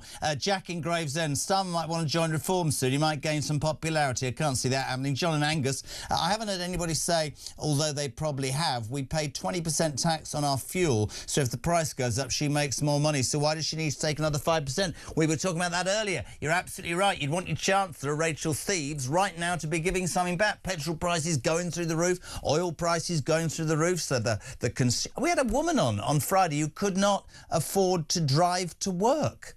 What does that say? The whole thing is utterly wrong. Sean in Gloucester. Donald Trump is singling out Keith Stalin because he dithers over everything. Can't make a decision and will not maintain a stance on anything. He always has to ask the crazy bacon butty muncher Milliprat and the rest of his ridiculous cabinet. Trump respects strength and our idiotic PM has none whatsoever. I'm going to do it again because people join the show the whole time, and Amy Tarkanian is standing by in Nevada. I want to play this to her. This was on Saturday Night Live, ladies and gentlemen, the biggest comedy show in the United States, and immediately got reposted by the Donald on Truth Social. This is what America thinks of Keir Starmer. This is brilliant. Take it away. Oh, golly. Well, what if Donald shouts at me? What do I say, Lammy? Just be yourself, Prime Minister. Yourself is who everyone likes. Hello? Oh, sod that scary, wonderful president. Why is he so bloomin' difficult to talk to? Sir, just be honest and tell him we can't send any more ships to the Strait of Hormuz. Oh, crumbs. I just hate conflict so much. Are you referring to the war or this phone call? Isn't there a way I can not do both? I just want to keep him happy, Lammy. You don't understand him like I do. I can change him. That was on Saturday Night Live. A very good morning to Amy Tarkanian, Republican strategist in Nevada. Is that what America thinks of our useless Prime Minister? That's the first time I've actually seen that clip. I missed that whole one, so I'm gonna have to go back and watch it. Well, sadly, yes. We do have a president who doesn't actually just announce a red line. He doesn't blur a red line. He stands on them and then he follows through, and he follows through aggressively and hard. And so we're now at a pivoting moment in this war where he's given an ultimatum within 48 hours. And that's coming up this evening at 8 p.m. Eastern time. And if you've got somebody such as the Prime Minister who's still waffling on which side he's wanting to be on in history, he's going to have, sadly, more of those segments done on him. It's really interesting for me because, and I don't know anything, this is probably a guess. I imagine that Donald Trump is the sort of person that even if he disagrees with you, if you stand by what you believe, begrudgingly he'd respect you. The problem with Starmer, and by the way, you should know that 70% of people in this country didn't want Britain to join that initial aggression against Iran. I wasn't one of them. I think we should have done. I think our oldest ally thing is really important. But I take that other people have a different view. The problem with what Starmer does, which is why Trump has such a problem with him, is he dithers and he dallies and he flips and he flops, and everybody knows that. 1 minute, I mean, this attack over the weekend, I don't know if you saw this, allegedly reports of a strike linked to Iran on Diego Garcia over the weekend. This is the joint military base that's caused so much debate. But the public wasn't informed here, Amy, for 30 hours. And then we discover that, oh, it happened, and now they are going to use the bases. And I think for us, I think Starmer, there's no clear, we don't understand. I know Trump goes about as consistent as chocolate, but Starmer is, the great thing about that clip is, oh, I'm scared of him. I want to impress him. Oh, my God, what am I going to do? It's awful. I don't think, people say to me that the special relationship will supersede two men, and I'm sure it will, but it can't be any worse right now than it's got to be worse than it's ever been, hasn't it? Yes, and it's unfortunate because, as I mentioned, we're at a pivoting point. And so when you have allies who are trying to walk a tightrope and still, play both sides to some extent, saying, hey, we support you, but we only support you from a distance, tell us how it is, send us a postcard. That's not going to come out well in the end. And you can't depend upon allies who are wishy-washy. And that's going to be a problem. Now, that doesn't mean that we need, 100% full military involvement from the UK. Consistency is what you'd like exactly. from the UK. It is nice to know exactly where you do stand and what you are going to bring to the table, so that way we can strategize and move forward. Love to get your view on this. We read so much about Trump and we see the ups and the downs. I think late Friday he was saying this war is coming to an end. Late Saturday he's saying I'm going to obliterate the Straits of Hormuz, their plants. He came to power in America, let's do this fairly and in a balanced way, promising no war in the Middle East and a greater economy, neither of which has materialised. Are the public turning against Donald Trump in America? Well, you mentioned 70% of UK citizens are unhappy with this war. And I will say that Americans also woke up to shock. Historically, you have presidents who will at least address a nation to try to get in some buy-in to what's about to take place and why it's important. And that did not happen this go around. And so we finally heard President Trump for the first time a few days ago when he was discussing the possible visit with China now being put on the back burner because of a war. He finally used the word, we are in a war. And I think, obviously we're not dumb. We know that from the get-go that we've been in a war. And this is something that is unfortunately going to take some time. This is not a quick fix. He has come in strong with Israel. And they are both being extremely aggressive. They are both coordinating, maybe slightly different strategy-wise, but the end is to eliminate, and it is to do economic harm to a genocidal nation. And I get that, but this is something that's not going to end quickly. Well, there's the point. There's the line, isn't it? Because he made a big thing about there won't be any boots on the ground. We'll change the regime from the sky. And the reason there is frustration, the reason, say, in this country where people will go, actually, maybe this Labour government has got something right. It's not my opinion, but everybody is actually that Donald Trump, the Iranian regime hasn't crumbled, the people haven't risen up, and actually, is it going to be, Amy, another, God, you know how much I love America, is it going to be another Vietnam or Afghanistan? That's the criticism, right? Sure, and we certainly hope not. And so now you have the Iranian, Ayatollahs that they're saying that they're going to retaliate even harder if we do come in and take over the Strait of Hormuz, like the president is threatening. And so we are looking at, a major economic turmoil. And even though we woke up in shock, we were not thrilled. We're not happy that we are in a war, as you mentioned. He was elected on No More Wars. We do realize as well, though, that this has been going on for decades, and it is a bit of a breath of fresh air to know that we finally have some movement on this in the right direction. But I just feel that the entire way of going about it was not done well. to smooth over the public's concerns. And so really, if this is something that's going to go on for decades and we're going to send troops on the ground, that's what you need to listen for. That's going to be the key. If you hear that we are sending troops on the ground, then we know that we're going to be there for quite some time. So it's great to have you on. We really appreciate it. What time is it in Nevada? About midnight? It's, I think, a little over 12:30 a.m. Bless you. Yeah. So kind of you coming on. Thank you, Amy Tarkanian, Republican strategist. In a tick, by the way, he says, coughing. Sean Bell, former fighter pilot, now military analyst, will bring you up to date exactly where we are with, and this is really important, day 24, which is unbelievable, day 24 of this war. 25 minutes to 8 o'clock, you're waking up. It's a pretty horrendous story, this. Pretty is the wrong word. I can't believe that the state broadcaster hasn't even mentioned this morning. Overnight, police have launched, you're seeing screen pictures there, an investigation after 4 Hatzola ambulances in Golders Green were set on fire. The police are calling an anti-Semitic hate crime. And can I point out that those ambulances are provided for the local community by the Jewish community, manned, voluntary. They've been set fire to. This is utterly disgraceful. Not a word from Sadiq Khan, not a word from Keir Starmer. We sent, he said Shabana Mahmood, Samara Gill down there with a camera crew to get a reaction from the local community. But it begs the question again, anti-Semitism. Keir Starmer, Sadiq Khan, do you not care? It's all right, is it to set fire to Jewish ambulances? Where's your anti-Semitism czar? It's absolutely outrageous. Wayne, good morning. Good morning, Jezza. So I watched the skit that Trump reposted.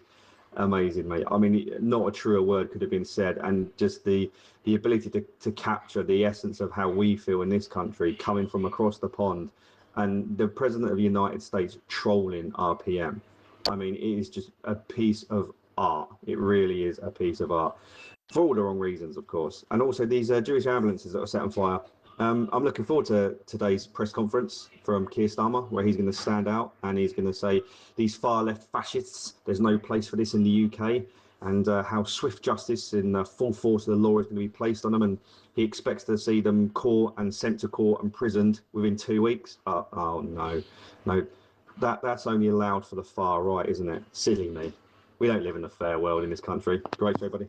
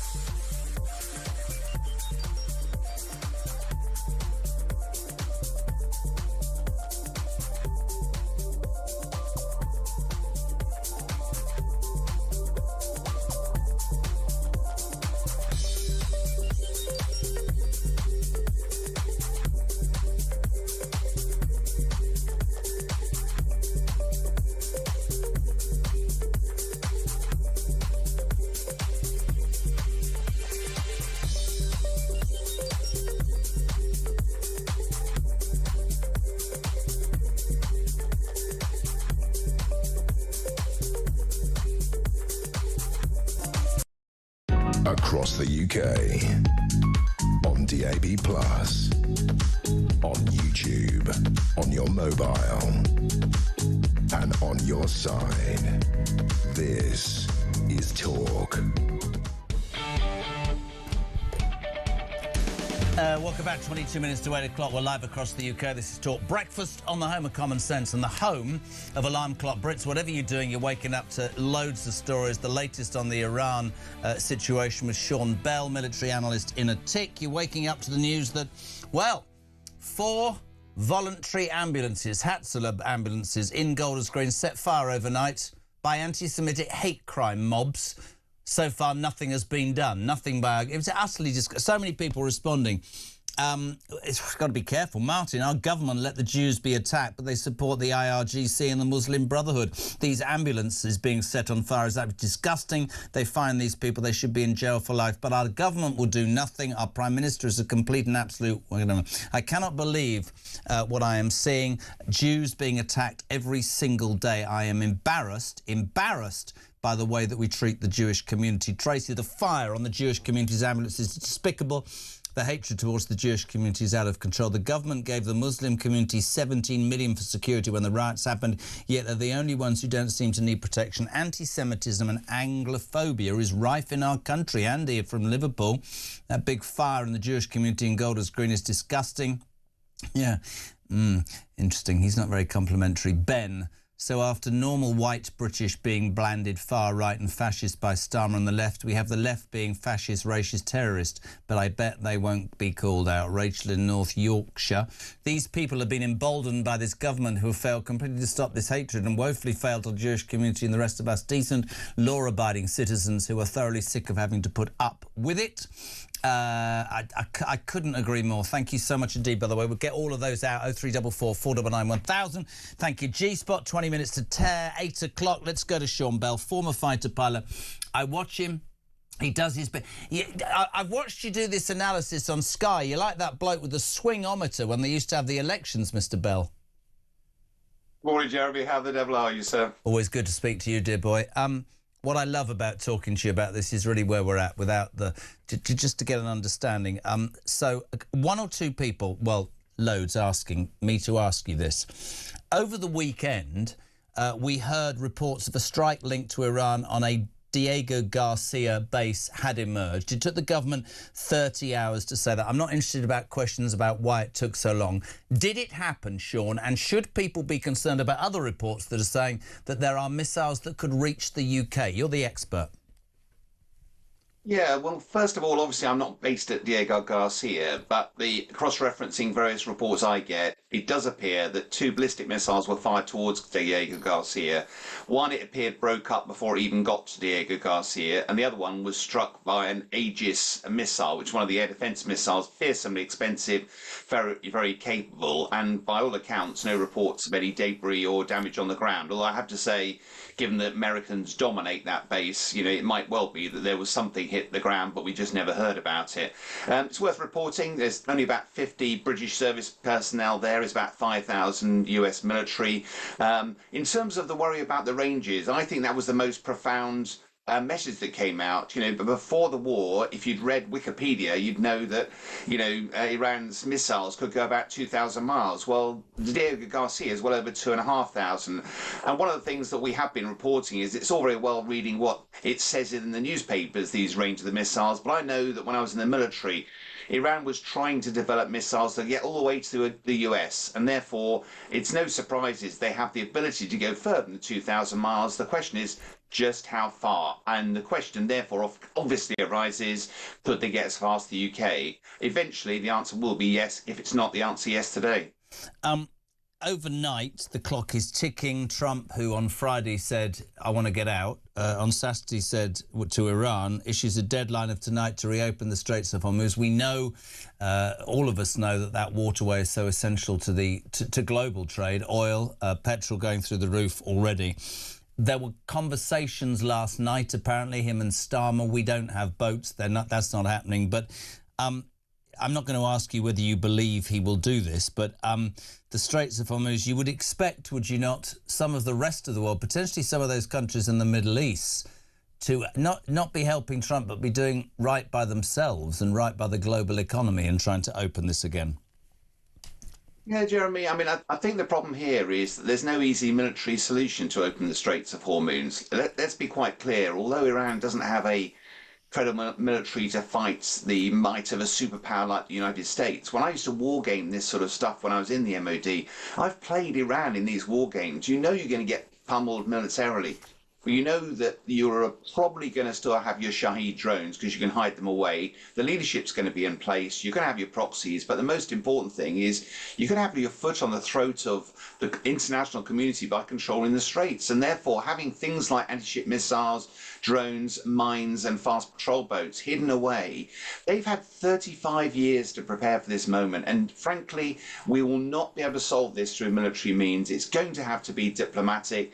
Once America finishes whatever it's doing, eventually the international community will have to start just talking to Iran and be creating a reasonable conversation to finally get that open. Do you, as a military man, believe the reports, and this isn't in newspapers, I've heard this, that Iran's ability to withstand and fire these missiles is fuelled by Russian help? Do you see that as a feature here? Well, the trouble is, I mean, the short answer is I don't know, but you have to look at who benefits from this war continuing. One of the people that benefits, clearly, President Putin, because quite frankly, if you look at the number of weapons and missiles that America is using in this war, it simply means there are fewer available to provide across to Ukraine, and President Zelensky has already been claiming that. In addition, a central pillar of our fight against Putin has been against his economy, making it really, really difficult for him to sell oil, which is how he funds the war. Well, President Trump lifted the lid of sanctions of Russian oil the other day. He didn't ask the international community, didn't ask the West about it, and that apparently benefits Putin by about $150 million a day. So there's all sorts of reasons why an extended war benefits Putin. Exactly how he would contribute to this, I frankly don't know. But there's certainly Chinese are involved because they're providing anti-ship missiles, which are another key capability that are keeping those straits closed. I don't want to ask you this from a political point of view. I want to ask you this from a military point of view. Growing up, we all know that America, the Vietnam stories, the Afghanistan stories. I think Donald Trump's on dodgy ground now because he said, did he not, that this would end very quickly. There will be no boots on the ground. Now there's discussions about withdrawing or that not happening. It just surprises me, I'm being completely honest, that wasn't taken into account, that the very things that you're talking about, that they could block the Straits of Hormuz, that they would have support from the Russians and maybe potentially the Chinese, wasn't taken into account. Do you think it was a mistake attacking Iran? Not politically, militarily. Well, the point you raise is really interesting, Jeremy, because as a military guy, before we were ever sent into conflict, we would sit down with our political masters and make absolutely clear that we understood what the end state was, because what did they want us to achieve, and then whether militarily that was achievable. Now, the war in Iran is war game regularly. America would have done that. They're not stupid. And General Kane, who's the chief of the Joint Chiefs there, will have almost certainly turned around to Trump and said, look, this doesn't end well. It doesn't matter how strong you are. This does not end well. And yet it appears that President Trump has just ignored that advice. And I do wonder whether he thought that having gone into Venezuela, plucked Maduro out, and a few days later the dust settles, that maybe he genuinely thought that by going in, decapitating the leadership, and suddenly the Iranian people would all rise up, there'd be a regime change, and all of a sudden everything will be solved. Frankly, that was naive, but you've not heard much from General Kane. And I think when the history books are written about this, Jeremy, they will turn around and say this was a president who believed his own hype. But actually, despite America's superpower, it was actually the rather erratic leadership of the President Trump that actually proved to be America's shortcoming. Final question, difficult, I know, but I'll throw it in. Where does it end in your mind, Sean? You're a military expert. Where does it end? Well, you allude to the fact that US Marines are on their way. You know, boots on the ground is not the answer. That would be a disaster for a president that got elected on the basis of peace. I suspect what will happen is that he's got his hands so far in the mangle, he'll just declare victory, walk away, leave a trail of devastation behind him. And at the moment, it's Israel, I suspect, that wants this war to go on longer. We haven't got time to get into that. But I suspect he'll walk away, blame the West for not getting involved, and leave it to us to try and negotiate with Iran to get the straits open again. Good man. Listen, it's always great to have you on. The authority on all things military, the brilliant Sean Bell, former fighter pilot, now military analyst. Thank you very much indeed. It's 12 minutes to 8. We're live across the United Kingdom. If you are waking up, obviously the latest in Iran, that attack, alleged attack on Diego Garcia. We didn't find out about it from our government for 30 hours. There's questions being asked about that. This is the same government whose Home Secretary Shabana Mahmood has over the weekend announced a tough crackdown on immigration. She'd only said it, and about 7 minutes later, most of her backbenchers went, "Don't be so unfair." There's all sorts of stuff going on, including this appalling story. If you're just waking up, just tuning in, police have launched an investigation overnight after 4 Hatzalah ambulances belonging to the Jewish community, funded, driven voluntarily by the Jewish community for the whole community, and set on fire. The police are calling an anti-Semitic hate crime. And I keep looking at Sky and I keep looking at the news on BBC, and the BBC haven't even reported it. We're asking the question this morning. Anti-Semitism, right, is hateful. Anti-Semitism is racist. When those dreadful things happened after Southport, those 3 poor people were killed, those kids, it was all far-right thugs. Nothing from our Prime Minister and nothing from our Mayor, despite the fact... Oh, hold on, breaking... You're going to push me breaking news thing? 10 to 8, Sir Keir Starmer, where have you been? This is a tweet from our Prime Minister in the last 20 seconds. This is a deeply shocking anti-Semitic arson attack. My thoughts are with the Jewish community who are waking up to this morning to this horrific news. Anti-Semitism has no place in our society. Anyone with any information must come forward to the police. So he's eventually tweeted at 10 to 8. Nothing yet from Khan. If anti-Semitism has no place in a society you're the Prime Minister in charge of, why don't you do something about it? You said you'd eradicated it from the Labour Party when you got rid of Corbyn. What about an anti-Semitism czar? That might be an idea, Sir Keir. Morning, Stevie. Hi, Jezza. Great show as usual. Just a thing. How about we give that £500 million a year to a company in this country so it stops illegal immigrants actually reaching our shore? Because clearly the French aren't going to stop them leaving theirs. So how about we get a company in this country to do it? Thanks a lot. Steve from Derby. Bye.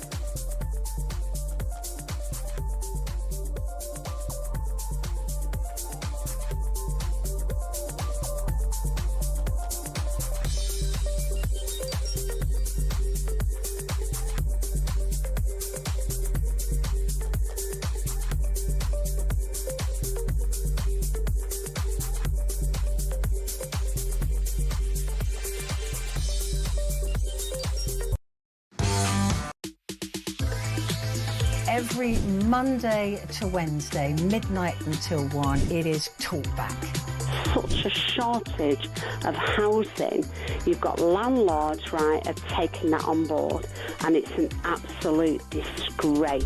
Your stories, your opinions, it is your chance to have your say. So they're literally just being rented out as hotels, basically. Yeah, rent a load of hotels. Well, that has really shone a light for me.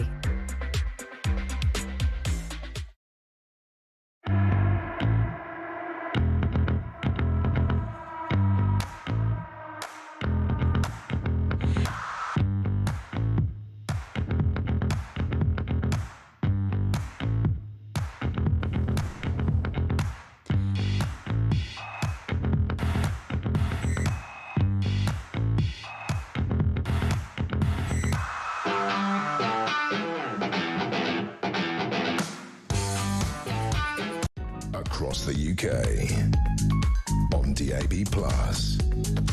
on YouTube, on your mobile, and on your side. This is Talk.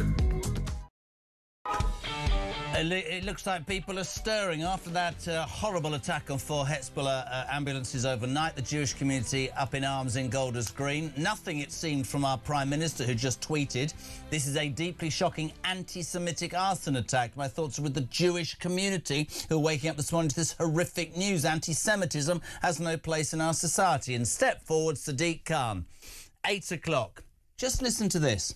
This is a cowardly attack on the Jewish community. I'm in close contact with police who are stepping up patrols in the area, and I urge anyone with information to come forward, as Londoners will never be cowed by this kind of hatred and intimidation. I don't want to be accused of being biased towards Sadiq Khan. Do you notice the difference between Starmer and Khan? I didn't think I'd say this. Not one mention of anti-Semitism in Sadiq Khan's tweet. 0344 499 1000. We're going to say a very good morning to former detective constable from Greater Manchester Police, turned whistleblower, has set up the Maggie Oliver Foundation and is fighting tooth and bleeding nail for you, Great Britain, to get that rape gang inquiry. Good morning, legend. Good morning, Jeremy. I'm on my soapbox again. For Well, a different subject this time. Are you talking about the white? But honestly, are you talking about this report? Yeah, I mean, can I just tell people, there's so much in the news today. Lord Sewell, who is one of the few Tories that we have any respect for, was commissioned by this government to create a landmark race report, presumably to point out about how if you come from other countries, you're treated really badly. And lo and behold, he's going to be telling Keir Starmer this week that Britain is failing white working class boys, calling for urgent action on education opportunity because white working class boys are being left behind as we strive for this mad, inclusive, priority tick-boxing madness, Mags. Yeah, I mean, I think it goes, this does focus on white working class boys, but I think it's a far wider problem in relation to boys in general, but particularly from working class backgrounds. I mean, I'm coming at this, Jeremy, from a mum of 3 boys and a nana of 2 boys, not as a professional who works in education, but I've got eyes in my head and I've got a lifetime of experience. And I see that, you know, the children are not the problem. Our system is. You know, we've failed to... Our education system these days, I don't believe, values every child.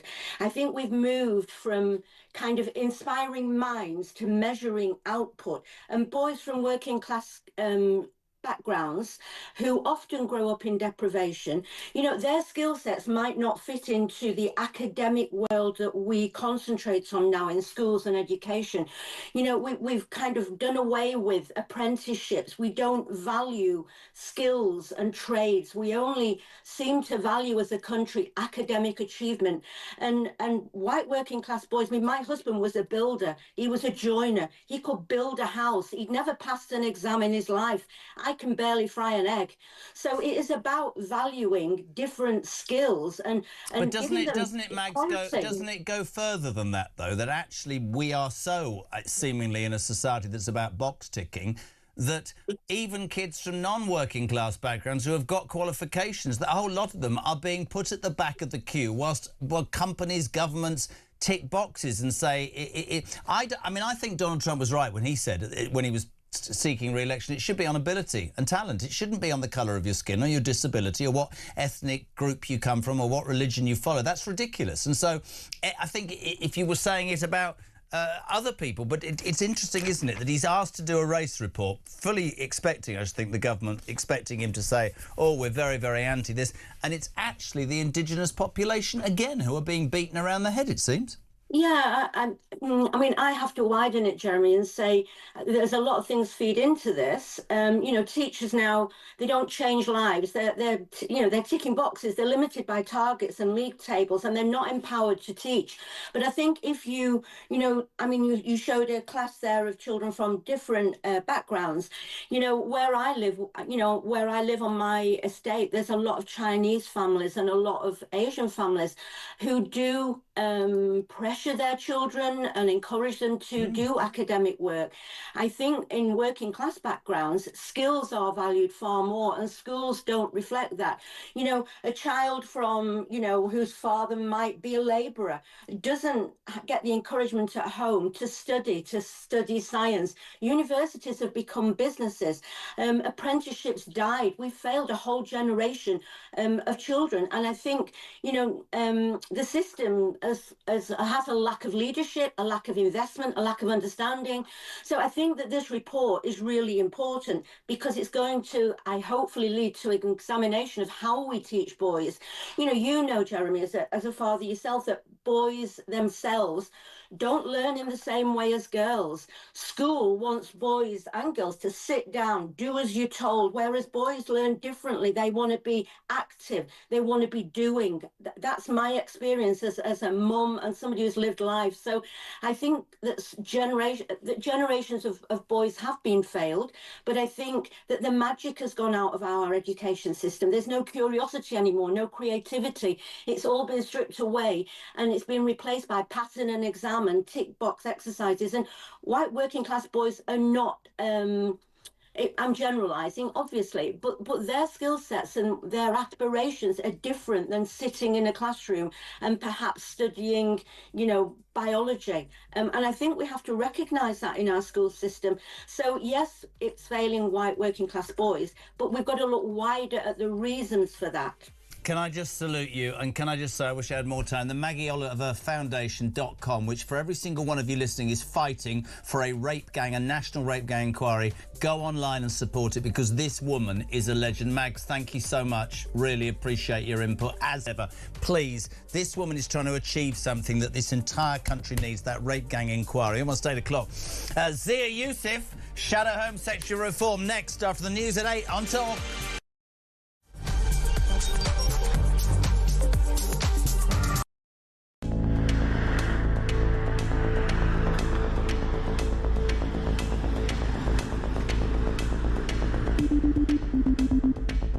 Fancy returning to the front line as Foreign Secretary? I am going to return.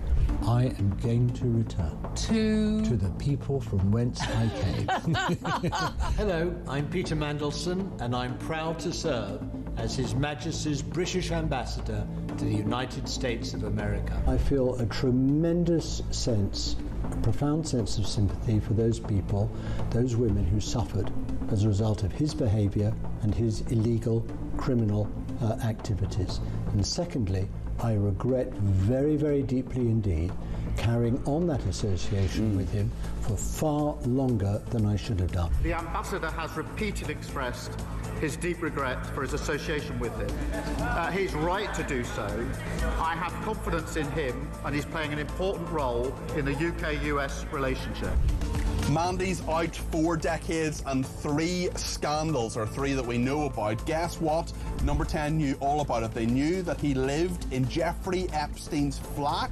Mandelson resigned from the Labour Party late last night over the allegation of a $75,000 set of payments to him from Epstein while he was business secretary, $10,000 to his now husband, a photo of him in his pants. This isn't just bad form. There are strong arguments here for him to be facing investigation over misconduct in public office. I knew of his association with Epstein, but had I known then what I know now, I'd have never appointed him. Breaking news that Lord Mandelson, Peter Mandelson, has now been arrested. So Mandy and Andy have now both had their collars felt. This is the establishment, the British establishment on trial. Came to us around about 5 o'clock when we learned that we saw footage of Peter Mandelson being led out of his London home in very exclusive Regent's Park by 3 coppers. Now we have all these allegations, we have all the documentation related to those allegations, which Downing Street is being forced to put out. The first tranche of it will be early next month.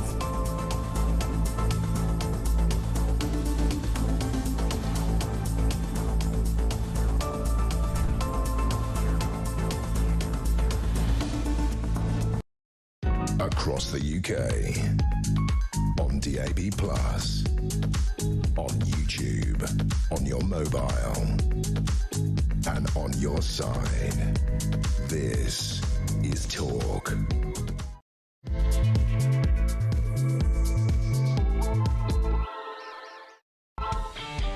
Welcome along, welcome back. Just gone 8 o'clock. It is Monday, the 23rd of March, and you would talk. It's the home of common sense, of course, and the home of the alarm clock. Brit, what are you waking up to? Well, an appalling attack overnight. Police have launched what they say is an anti-Semitic hate crime investigation after 4 Hatzalah ambulances. These belong to the Jewish community. If you're watching on YouTube, you can see pictures now. 3 masked men approaching a parked ambulance that is funded by the Jewish community, driven by volunteers, and supports the entire community. 4 of them literally set on fire and rendered completely unusable. That in Golders Green. Interestingly, it took him a while. At 8 o'clock, Sir Keir Starmer tweeted, "This is a deeply shocking anti-Semitic arson attack." My thoughts are with the Jewish community who are waking up this morning to this horrific news. Anti-Semitism has no place in our society. Anyone with info must come forward to the police. Followed very quickly by the Mayor of London, Sadiq Khan. Just work out the difference. This is a cowardly attack on the Jewish community. I'm in close contact with the police who are stepping up patrols in the area, and I urge anyone with info to come forward. Londoners will never be cowed by this kind of hatred and intimidation. No mention, Sadiq Khan, of anti-Semitism. No mention, he says, the Jewish community. What about both of you getting your heads together and working out that actually any form of racism is abhorrent? And whilst you jump up and down, as you quite rightly did, Keir Starmer, after those Southport riots, you went, they're all far right, they're all fascists, they're all racist, we need to lock them up. What about this scum? What about this anti-Semitic scum? What are you going to do about them? Probably nothing. 0344 499 1000. We'll talk immigration. We'll talk about this amazing report. Lord Sewell, a Tory MP, Lord really, was asked by Keir Starmer to do a race report to point out, obviously, how utterly biased towards other cultures we are. Interestingly, it's come back and said that Britain is failing white working-class boys. The landmark judgment calls for urgent action on education and opportunity amongst white boys. Morning, Paul in Chislehurst. The attack on the Hatzler of the Jewish Medical Services is a disgrace. Unfortunately, I'm afraid it's an attack on all of us. I was a Met police officer for years in London. On many occasions, the Hatzler would turn up on scene to assist the police and London Ambulance Service. Those responsible should hang their heads in shame. Roger in Wales says maybe we should set up a GoFund page for the Jewish community to replace those ambulances. It is absolutely appalling. Voice note. Morning, Rob. If Nigel Farage becomes the next Prime Minister of this country, and I pray to God he does, I think it's the only thing that will save us. The fight he has ahead of him is tough and rough, and we must stand tall, because wanting to have people removed and things like that, it'll create so much trouble. And I don't care about that, because it's the right thing for this country. If you came here illegally without any documentation and you didn't join the line, for the real people who all want to help, you need to go. And I don't care how long you've been here and how good you've been, you need to go. We're not racists. We just want our country to be the way it was. In many places you can go and you can see it's changed in ways that will never recover. And if that spreads, and how do we stop it if they're having 6 kids to our one? Yeah, let's take the two child care cap thing off her. That'll help, won't it? They'll keep coming. We'll get pushed to the back of the queue, and it'll get tougher for everybody. But you've got to stand strong on this and pray that reform become the next government. And then we'll have to stand together and try to see this through. Peace and love to everybody. Good morning. 6 minutes past 8. Let's go live to the Shadow Home Secretary for Reform. He would be the Home Secretary if Nigel Farage gets into 10 Downing Street. Zia Youssef, a very good morning. Good morning. I don't think I've been angry all the time since I started doing this job, but this attack overnight, just to repeat for people tuning in, 4 Hatzler ambulances, Zia. These are volunteers. This is funded by the Jewish community, for the Jewish community and the wider community. We can see pictures there, set on fire in Golders Green. The arson attack is being treated as an anti-Semitic hate crime. Starmer has called it a deeply shocking anti-Semitic attack. But the Mayor of London says, I will urge anyone with info to come forward. Londoners will never be cowed by this time of hatred and intimidation. Sadiq Khan, even in this moment, cannot bring himself to use the phrase anti-Semitism. I hope and pray, if you are the next Home Secretary, and that's down to the electorate, this can't be allowed. This imbalance of how different sections of our society are being treated is absolutely unparalleled and it's just wrong, Zia. Wrong. But it would be my highest priority to ensure that two-tier policing comes to an end, that no community in the country gets special treatment. And my condolences to the Jewish community. Obviously, it's a shocking anti-Semitic attack that we have seen on those ambulances. But Sadiq Khan says that this city will, quote, never be cowed by this sort of thing. Well, I'm afraid it has been cowed year after year after year. I mean, people listening to this can probably remember when there was, I still remember it. Do you remember when there were those cars driving through North London, draped in the Palestinian flag, shouting that they wanted to commit egregious and heinous crimes against the daughters of Jewish people? Do you remember that? And their mothers and grandmothers, It wasn't that they got a short and lenient jail sentence. It wasn't even that they were let off jail. Charges were not even brought. Let me just say that again. Charges were not even brought. What do you think happens? You get what you tolerate in a society. And it's a basic human principle. And for too long, we have tolerated this sort of extremism, this sort of anti-Semitism. I talked about it in my speech, my first speech as Shadow Home Secretary. You look at an organization like Prevent, which was supposed to be our first line of defense against attacks like this, right? Looking for help in being that sort of first response to where extremism is brewing. And when I read the independent report by Sir Shawcross, an extraordinary report, it was mind-blowing. He literally said that Prevent had a, quote, institutional hesitancy from addressing extremist Islamism. And given that the vast majority of the caseload of MI5 is Islamist extremism, given the vast majority of bloodshed in terrorist attacks in this country over the last few decades is Islamist terrorism, that is one of the most shocking indictments that one could possibly see from an independent report. So one of the things I've said is, look, we're going to change all of that. Prevent is no longer going to be some glorified arm of social working, afraid of being called Islamophobic or racist or any other trope. What they're going to do is be laser focused on preventing terrorist attacks before they happen and ensuring that, again, no matter what color your skin is, what religion you are, you get equal treatment before the law. And I'm afraid if you speak to many Jewish people in this country, almost all of the Jewish people I speak to in this country, I speak to a lot of them because they're very worried at the moment. Many are thinking of leaving. And I think that's to our that is a huge canary in the coal mine and a source of great shame right now for this country. But I promise you, with Nigel as our Prime Minister, that will change very fast indeed. A lot of people, I mean, to me, listening to you, I agree, and all extremism is wrong. And there seems to be, I said it earlier, so there seems to be this, for me, all racism is abhorrent, but there seems to be a blind spot with this government, whether it's anti-Semitism, the Jewish community, whether it's the rape gang inquiry. We just had Maggie on, who has dedicated her life to getting a national inquiry into our children. And it seems to me, I remember speaking to about the rape gang, I've told you this before, I think, speaking to a very senior detective in Rochdale who said, oh, we had to be really careful and tread carefully because we don't want to upset. I just want to point out, all racism to me is abhorrent, but why do we seem as a society to kowtow to certain religions, faiths, sections of society, and yet let others be treated as appallingly as this? Explain to me, as briefly as you can, how does it happen?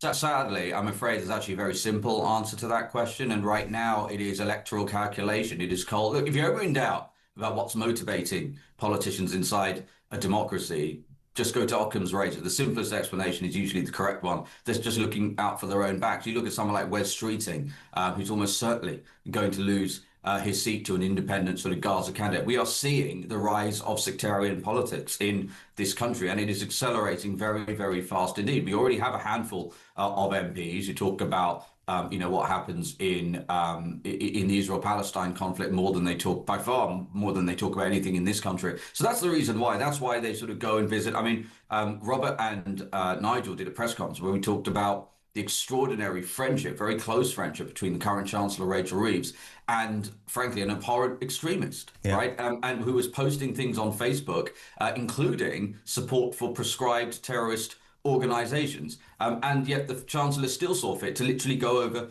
to his house. Why? Because he's very influential in that particular community and could be decisive in winning their vote. So look, there is still some time for us to address this as a country. Because look, if we go down the road of people just voting purely down sectarian lines, which, as I said, is starting to happen at an accelerating rate, something I was very worried about. It's one of the reasons I came into politics, actually. I wrote about this in The Telegraph in the summer of 2024, before the general election, because I could see where all of this is heading. Unless we get a handle of this and say, look, we're not accepting any of this extremism, we're not accepting anything other than, for example, that Britain, ultimately, the heritage of Britain is Christian, and we should be proud of that, again, regardless of what religion you are. That's why one of the policies I've announced already is that we would list and protect all churches in this country, prevent them from being converted into mosques or any other places of worship. And most importantly, we have to ensure that extremist Islam is dealt with, that there is a zero tolerance approach for it. Look, here's another case in point.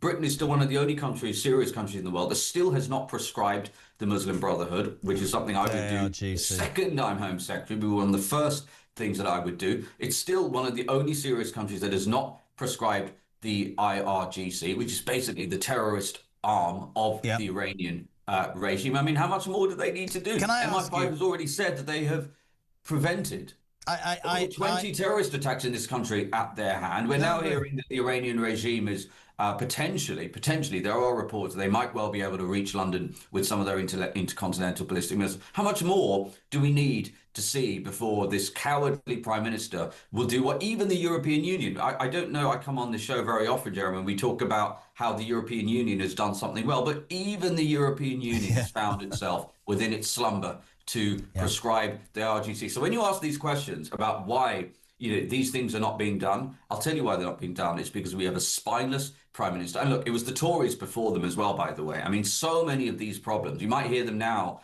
as usual, bleating and squealing about all of these problems. These problems were created on their watch. Let me put this to you. As usual, is accelerating that fire. Couldn't agree more. But let me put this to you, because one of the biggest criticisms of reform that I hear, and you have to have the opportunity to respond to this, and it's a usual sort of criticism when you're in opposition. I used to say it to Labour.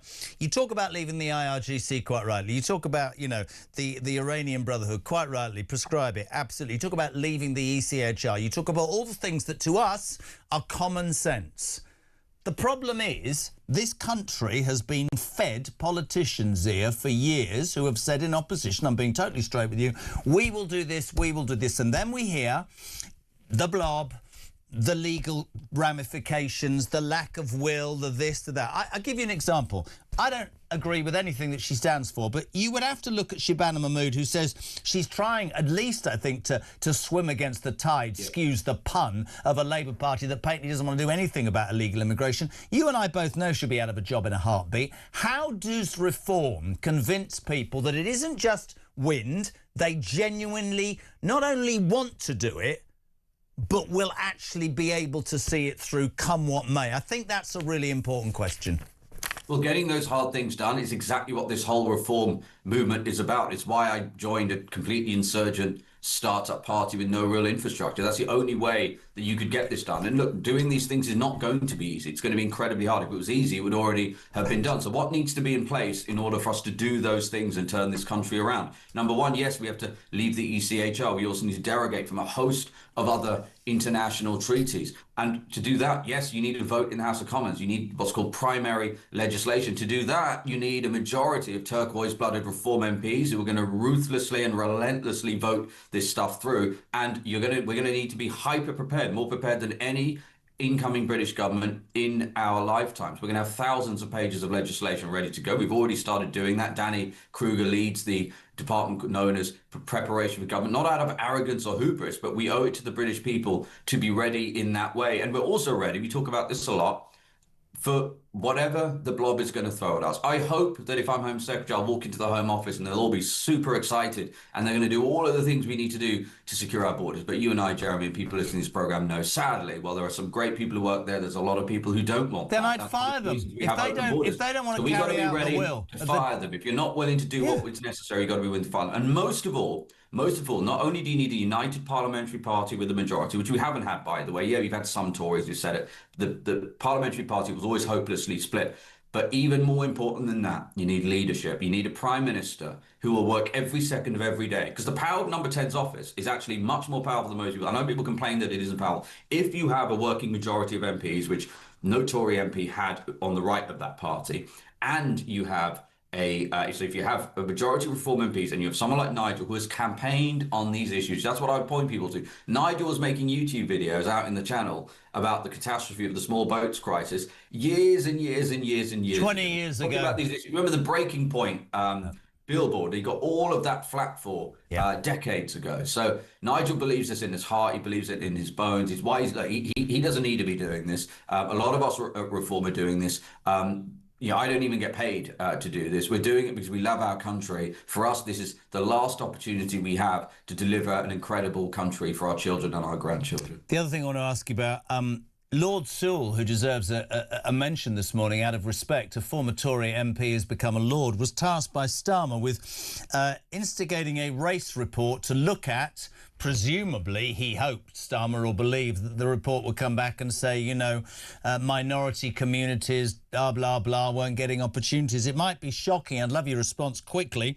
The report will say this week that Britain Zia Youssef, is failing working-class white boys, and it calls for urgent action on education opportunity, because in the quest for diversity and box-ticking, white middle-class boys and working-class boys have been left behind, for Christ's sake. I'm afraid I don't like slicing and dicing the country by different colours and different economic classes. But if we are going to do that, I'll tell you which demographic performs the worst across almost all measures, and it is white working class boys. White working class boys are performing worse than pretty much any other group in this country. They're being left behind at under 16, at under 13. They're one of the lowest attendance rates in terms of university. They're one of the lowest graduation rates when they are at university. So we've got to ask ourselves why this is happening. I'll tell you why it's happening. Is because the whole system is rigged against them. They are people, and I've spoken to kids who... mothers with their children who live on council estates who are absolutely struggling. And what they tell me is there's no leg up for us whatsoever. And in fact, to the degree there are legs up, they're for everyone other than us. It's shameful that the BBC had an internship program not open to white people. The Royal Air Force, His Majesty's Royal Air Force, was taken to task and lost an employment tribunal for institutionally racist and sexist recruitment practices because they were systematically discriminating against white men. Then you have our security services, the Bank of England. I could go on with internship and graduate recruitment programs open to every race other than white people, which, by the way, given that we are in Britain, is one of the most shocking. And I mean, can you imagine Japan ever doing no. Can you imagine any serious country doing that sort of thing? So it's not a surprise to hear that conclusion. Listen, mate, it's always a pleasure. And, you know, we put the questions to you, but we so appreciate your time. And, you know, the British public have to make their mind up. But I think there's a real sense, and I keep saying to you, of unfairness. I think there's an increasing silent majority just think this isn't right. We really appreciate your time. Zia Youssef, 8:20, Shadow Home Secretary for Reform. If they are the next government, he will be the Home Secretary. And he says white working class boys will get an equal chance. He says that the Jewish community that has been attacked overnight, an investigation has been launched after 4 Hezbollah ambulances belonging to the Jewish community were firebombed. It's an anti-Semitic hate crime, the police say. Keir Starmer's come out and said it's an anti-Semitic arson attack. Sadiq Khan's come out and hasn't said so much. Morning, Sean. Morning, Jeremy. Sean from Grimsby. When the Prime Minister tweets his lie of the day and says there's no space for anti-Semitism in our country, we know that's not true because we know there is a place for it. We've seen it on our streets every weekend for years and years, and it's all led up to the shooting in Manchester and now to the petrol bombing of ambulances. 8:22. Can we just take 5? It's a usual thing on the Jeremy Kyle Breakfast Show because Oliver won't go into school because he's sat in the car with his mum, bless her, who's not well. Ollie, have a good day, mate. I'll be home very soon. I love you very much. Rissy's in the back. Probably Ava, the world's greatest nanny, is in the front. She is my daughter, so no, never mind. And Vic's not well. 0344 499 1000. Are we indoors or outdoors? We're outdoors. We're going to College Green on a bright, crisp... No, it's not. It's horrible.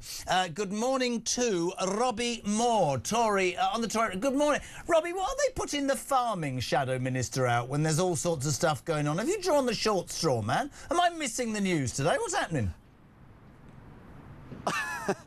No, they've put me out because there's lots to talk about on every issue, particularly within our rural communities that are being impacted right now by the choices not only that this Labour government is making that's hitting our farming community, but impact on fertiliser prices, red diesel prices as a result of what's happening in Iran.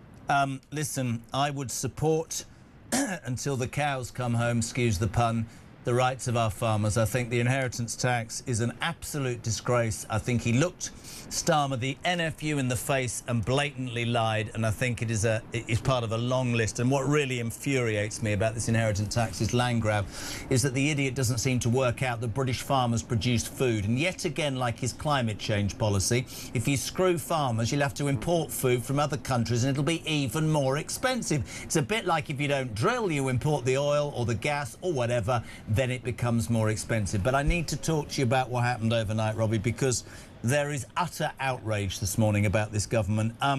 Overnight, you'll have heard about the arson attack on those 4 Hezbollah ambulances.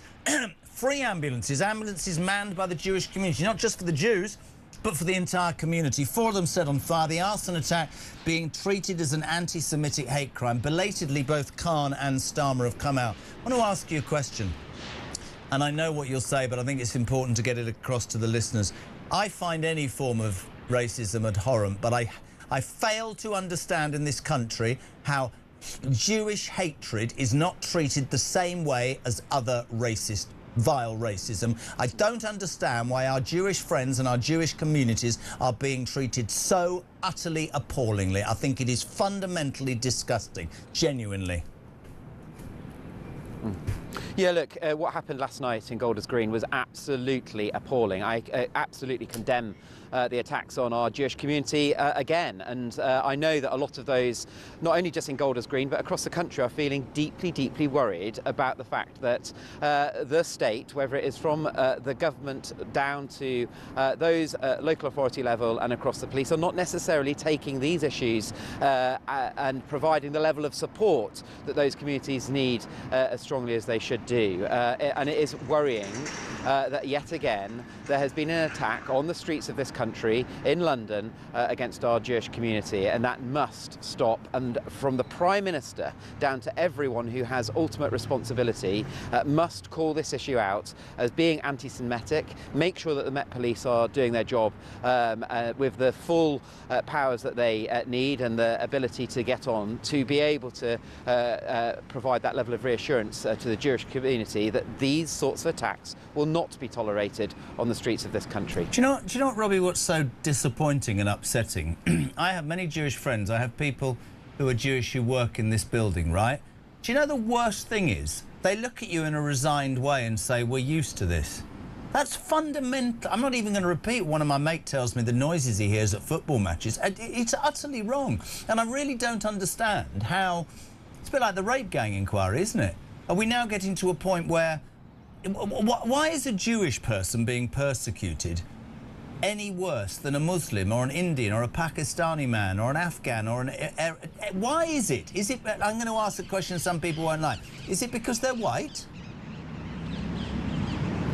Well, look, the continued attack on our Jewish community is completely unacceptable. Anyone that lives in this country must feel completely safe, protected, and that actually that the government is on their side, that anyone in a position of responsibility is advocating for them. And that's not obviously the case, unfortunately, with our Jewish community, as again we've seen in Golders Green again last night. And that's not, it wasn't that long ago that we had that horrendous attack in Manchester, deeply, deeply unsettling for the Jewish community, which is why from the Prime Minister down to every local individual that has got a position of representation, from the police right the way through, has to provide that level of reassurance to the Jewish community and everybody across the country that they must feel safe and that the government is on their side. That's clearly not the case right now in terms of the level of reassurance that is being provided. Robbie, you'll love this, because I started this part thinking, where's the link to farmers? So this morning I came in, and on page 2 of the Sun newspaper, Henry Tufnell, the MP for Pembrokeshire, was up in arms, saying Britain needs greater energy sovereignty in the face of further geopolitical turmoil. Now is the time to alter our approach to energy, basically calling out his paymasters. Well, since you've been on, I've had a very interesting text. You ready for this? This will make you smile. Henry Tufnell is my local MP in Pembrokeshire. Just before the announcement of this heinous government of the farmers' land inheritance tax changes, Tufnell's mummy and daddy put their massive Calmsden farm estate, a 2,200-acre property located in the Cotswolds, into trust to ensure they bypass the incoming inheritance tax changes in good times. I don't know if this is true. I'm reading this from Martin in Pembrokeshire. He says, that's Socialist Labour MP Henry Tufnell for you, a posh Englishman parachuted into my Pembrokeshire society for the general election. Your response to that, Robbie, because that is a really interesting text. Well, look, this is a story that's already been in the press, reported a while ago. I don't know the ins and outs of it, but the theme of it seems to be correct. But what this illustrates is you have a Labour Member of Parliament here that clearly understands the hugely detrimental impact that the inheritance tax changes has been having on our farming community, indeed any family business, and has therefore, as a family, tried to mitigate that liability that this Labour government have literally voted on. But there's a key issue here, is a clear lack of understanding amongst a socialist city-dwelling government that does not necessarily understand the implications on our farming community as a result of their choices. And ultimately, this will impact food prices. So here we have our farmers not only being impacted by the inheritance tax changes, but delinked payments have dramatically reduced. The sustainable farming incentive has been chopped and changed. Now payment rates are significantly reducing under that. We see fertiliser prices increasing dramatically. Red diesel prices, just to put this in context, were about 67 pence a litre just last month. And now many of our farming community are being quoted up to 135 pence a litre this month. Now that is all having a hugely negative impact on cash flow for our farming businesses that produce food, and our farmers are working day in, day out to put food on our plates. So you have a Labour government in the building behind me not understanding the choices that they are making on our hard-working farmers. And clearly you've demonstrated one Labour MP that understands it, but not willing to vote with our farmers and against this cruel government. Top man, I know that the Tory party is very supportive of the farming community, and long may that continue. It's certainly one on this show. Robbie Moore, thank you very much indeed. Live at Westminster, the shadow farming minister for Kemi Badenoch's party. What is it, 8:30? We're live across the UK. Talk breakfast is on. 0344 499 1000. Text to 87222. Back in 3.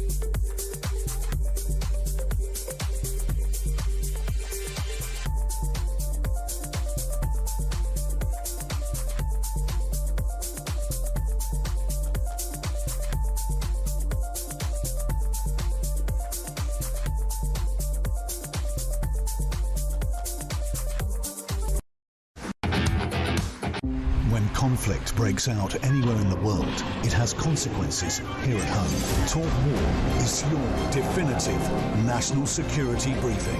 From the conflict in Ukraine to the tensions in Gaza and the latest escalation with Iran, this is where you'll find comprehensive comment and expert analysis with multiple updates throughout the day. The Talk War podcast from Talk, available on the Talk app or wherever you get your podcasts.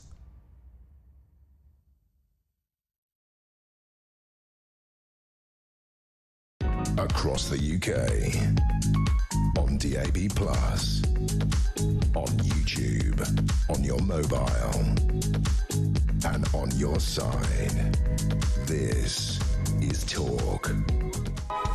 Welcome back. So much response to this main news story you're waking up to. Overnight, police have launched an investigation. 4 Hassola ambulances set fire to in Golders Green. The police are treating this as an anti-Semitic hate crime. The Prime Minister has tweeted, "This is a deeply shocking anti-Semitic arson attack. My thoughts are with the Jewish community who are waking up this morning to this horrific news. Anti-Semitism has no place in this society." Sadiq Khan, this is a cowardly attack on the Jewish community. I'm in close contact with the police. I urge anyone with info to come forward, as Londoners will never be cowed by this type of hatred or intimidation.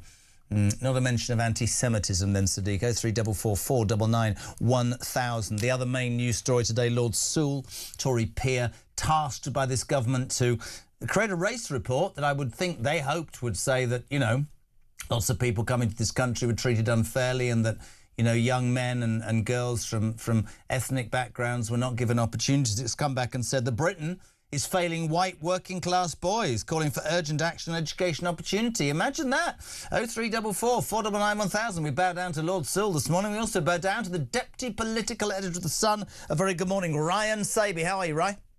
Good morning, Jeremy.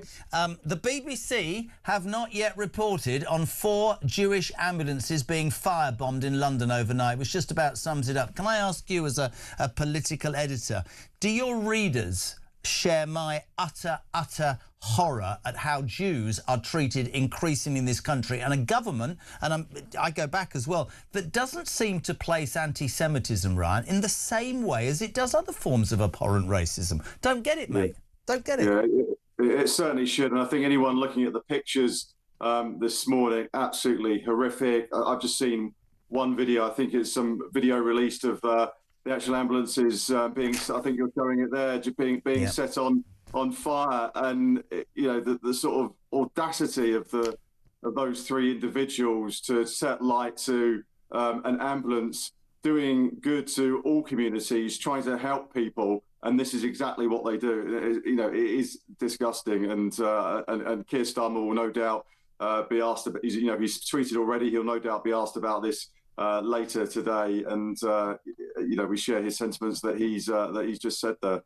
I'm sure it might be me to a degree, although the response has been pretty phenomenal from people this morning. It just seems to be another example of our Prime Minister's 2-tier policing. You remember the horror of Southport and all those people taken to the streets, and it was very easy for him to stand up and say, they're all far right, they're all fascists, we're going to round them up and throw them in jail. Well, why are these people not being rounded up right now? Why are there not police out on the streets? I mean, I've sent Samara Gill, our breakfast reporter, down there. She's going to join us before 10. There's an imbalance, Ryan. That's what's really hacking people off in many ways in our society, I think.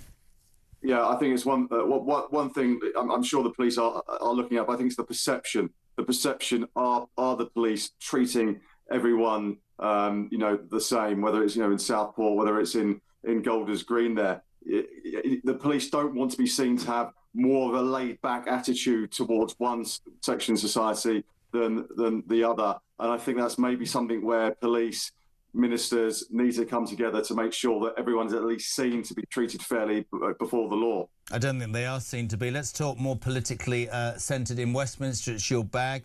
Many people say, oh, come on, Jez, don't be horrible to Sir Keir. Over the weekend, reports of a strike linked to Iran on Diego Garcia, of course, the military base, the Chagos Islands, the ridiculous £35 billion deal. 30 hours it took for the government to tell us, and that's created a bit of controversy, Ryan. Yeah, this attack seemed to happen sort of late Thursday night, Friday morning, and it seems that these 2 missiles from Iran were intercepted as they were heading in the direction of Diego Garcia. Now, I fully expect Defence Secretary John Healey to update MPs on this later, because lots of people will have questions. Why was this time delay on the British people knowing exactly what was happening? Because British, that Diego Garcia, it's an American base, British sovereignty. It feels like we have a right to know. Now, I understand they may have been working through what had happened, working through whether Iran was intending to hit Diego Garcia. But the fact now that it seems that they were targeting it, why weren't we told at the very, very first opportunity? And I think there'll be lots of questions around that. And it just brings up the whole question of Diego Garcia, of our control over it, the fact that we should probably hold on to it. So I think that will all come into the fore later. And just quickly, Starmer and Trump, he says, Trump, I'm giving them 48 hours. I've set a deadline. I'm going to obliterate anything in the Straits of Hormuz that's Iranian. We still see a Prime Minister who dithers and delays. There are, let's make this point, it's also to be fair on this show, a poll said that 70% of people agreed with him not to go into initial combat, and there are many in this office who agree with that. That's absolutely fine. What everybody's united on, Ryan, is this obsession he seems to have. I don't know if it's an obsession. He changes his mind so readily because he's presumably trying to kowtow to everybody. It now seems bases are allowed, then they're not allowed, then this isn't allowed, then this is allowed. And that lack of consistency is his number one issue, isn't it? Yeah, and I think you've got that confusion. You've got that confusion amongst what his, maybe his ministers think. He's got to try and keep, his party on side, his backbenchers on side. the British public on side, and then he's got the issue of Donald Trump. But they spoke by phone last night. They've talked about trying to keep the Strait of Hormuz open. Now, the trouble is, if there really is an escalation in this, it's just going to affect everybody. It's going to send oil prices, gas prices spiraling even more, and it's going to be even more difficult on the British consumer. But as you say, Keir, he just needs to row a straight path and let the British public know exactly what he thinks about subjects, rather than sort of swaying from one side to the other. And I think that's been the trouble. Yeah. You go back to all the decisions we talk about. We also talk about 15 U-turns. Where does he stand? Where does he think on the main issues of the day? And that's kind of his biggest Achilles heel, really. And that's the point, isn't it? Because any leader, whether you love them or loathe them, has to make decisions sometime that are unpopular. And I think he's incapable of thinking, I'm going to make an unpopular decision. So he listens to photo groups and all these advisors, and he ends up not making a decision and ends up hated by absolutely everybody. I'm going to play this for you because you need a smile. Have you seen the skit from Saturday Night Live in America? Yes, I did. Yes, it's very good. For anybody just driving in on the radio, YouTube, this is the biggest comedy show in America. It's called Saturday Night Live. This is how they portray Keir Starmer and David Lammy. And this is, I guess, and Ryan, we thank you so much. You can laugh on your way to work. This is how the Americans, well, this is what they think of our Prime Minister. Go to the break with this is brilliant.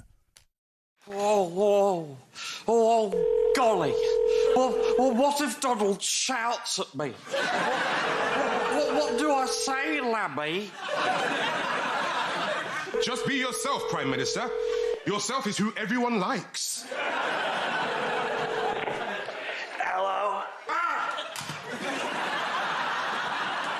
Oh, sod that scary, scary, wonderful president. Why is he so blubber difficult to talk to? Sir, just be honest and tell him we can't send any more ships to the Strait of Hormuz. Oh, crumbs. I just hate conflict so much. Are you referring to the war or this phone call? Isn't there a way I can not do both? I just want to keep him happy, Lammy. You don't understand him like I do. I can change him.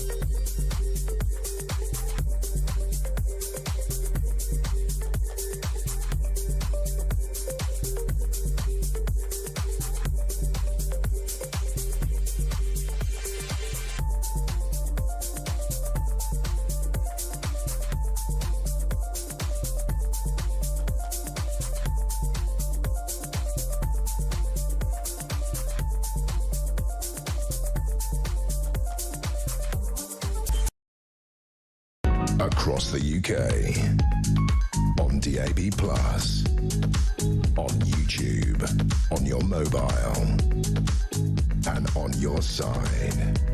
This is Talk. Oh. Welcome back, 18 minutes to 9. Don't forget Julia back at 10 o'clock this morning. Should be fabulous. 10 to 1, Ian Collins from 1 and Kev O'Sullivan on Drive from 4 o'clock. That's how we're lining up on Talk. It is, of course, the home of common sense. Sean, a very good morning to you, my friend. Morning, Jeremy, Sean and Leicester. These ambulances getting torched, mate, is absolutely outrageous. And we know that Keir Starmer's not going to come online and say anything. He's not going to condemn it the way he condemned the attacks in Southport. And what really amazes me with Starmer is his wife's Jewish. Now, a Prime Minister shouldn't take sides. Clearly he does, but just not with the Jewish people. His wife must look at him in shame. The sooner he's out, the better, mate, honestly. Anyway, have a good day. Richard's in Grimsby says, morning, Jez. Another abhorrent attack on the Jewish community. I'm embarrassed. How long until our Prime Minister rolls out Lady Starmer to make it look like he cares? Well, we have to be balanced and fair. He did tweet, this is a deeply shocking anti-Semitic arson attack. My thoughts are with the Jewish community who are waking up this morning to this horrific news. Anti-Semitism has no place in our society.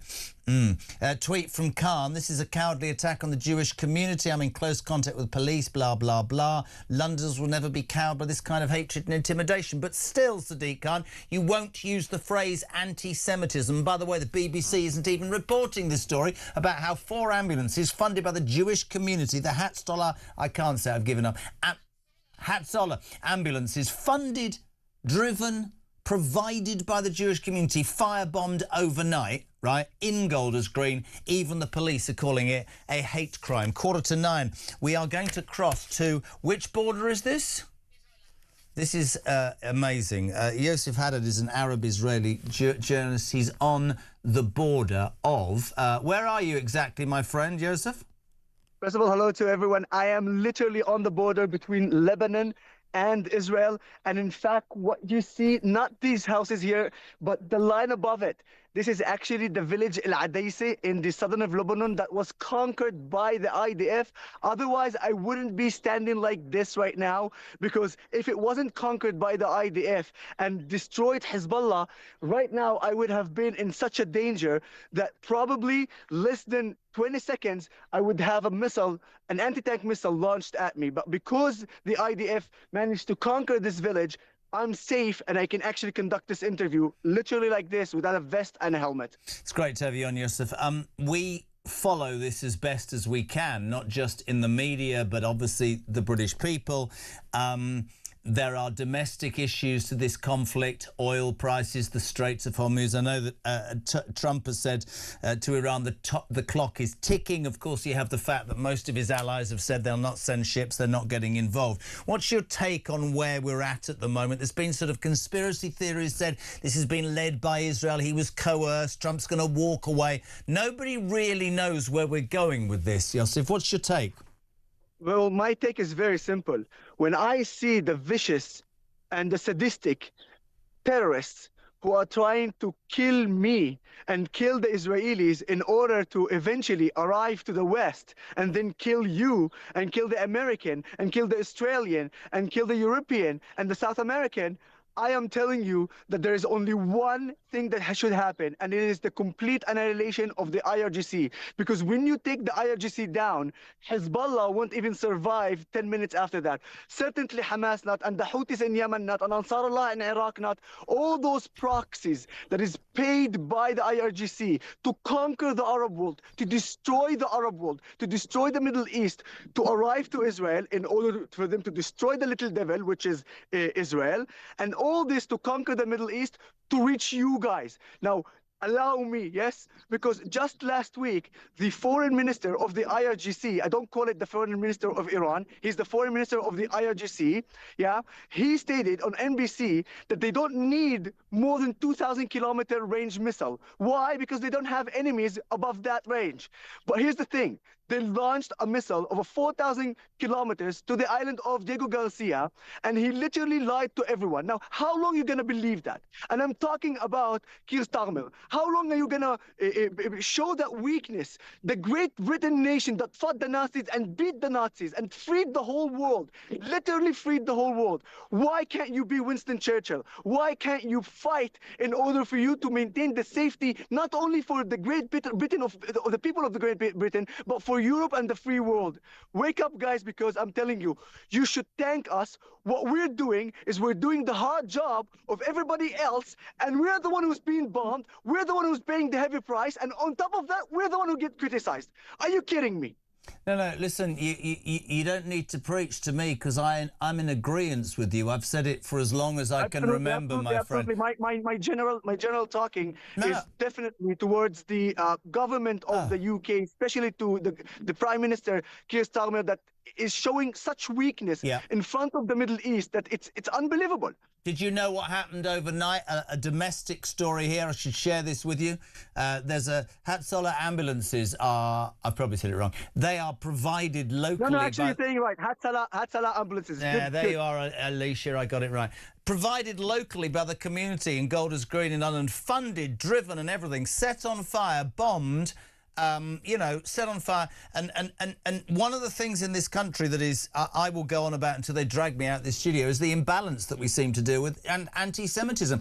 Our Prime Minister is married, strangely enough, to a Jewish woman, and yet quite rightly jumps up and down about other forms of racism because it's all hatred. But anti-Semitism, I think, is on a different scale. And I've always thought and said to my Jewish friends, apart from that, you know, Israel's the only democratically elected state in the Middle East, Israel has a unique place in my heart, many people's heart, because it's fought for so long. But unfortunately, a lot of the press will say, Netanyahu's this, he's out to achieve this, and they forget that these mad mullahs, as you quite rightly said, have financed terrorist cells across the world for damn years and have killed innocent people. But people like Starmer won't have that. They don't believe that. They can't. Do you know what I want to say to Starmer myself? You talk about being honest. I'd like him to go and speak to the parents of those kids that were blown to pieces in the Manchester Arena and explain how he thinks sitting round a table and negotiating with people like that works. Because it doesn't work, Yosef, does it? It doesn't work at all. And I'll tell you something else. It's a hate crime because it's an anti-Semitic crime against the Jewish community. And, you know, you say Hatzalah. I just want to explain. Hatzalah means save people's life. And if I want to compare it here to Israel, let's say, for instance, in Israel, we have Ikhud Hatzalah and MADA, MDA, that actually are the two organizations that save lives.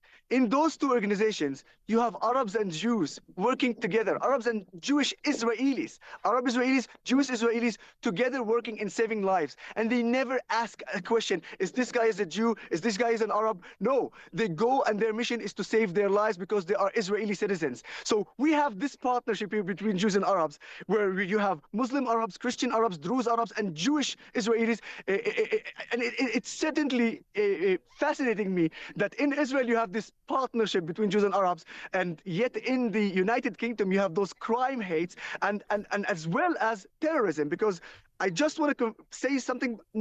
Again, I'm not confirming it. I'm just passing sort of a message that one of the terrorist groups of Al-Shabaab Yamin claimed responsibility for this act. So for me, it's a hate crime against the Jewish community, being anti-Semites. And if they are right, claiming the responsibility for this is a terror attack on Britain. Couldn't agree more. Terror attack on Britain. Yosef, I have to go. Mate, you are always welcome on the show. We thank you, and I mean that. He's on the Israeli-Lebanese border there for this show.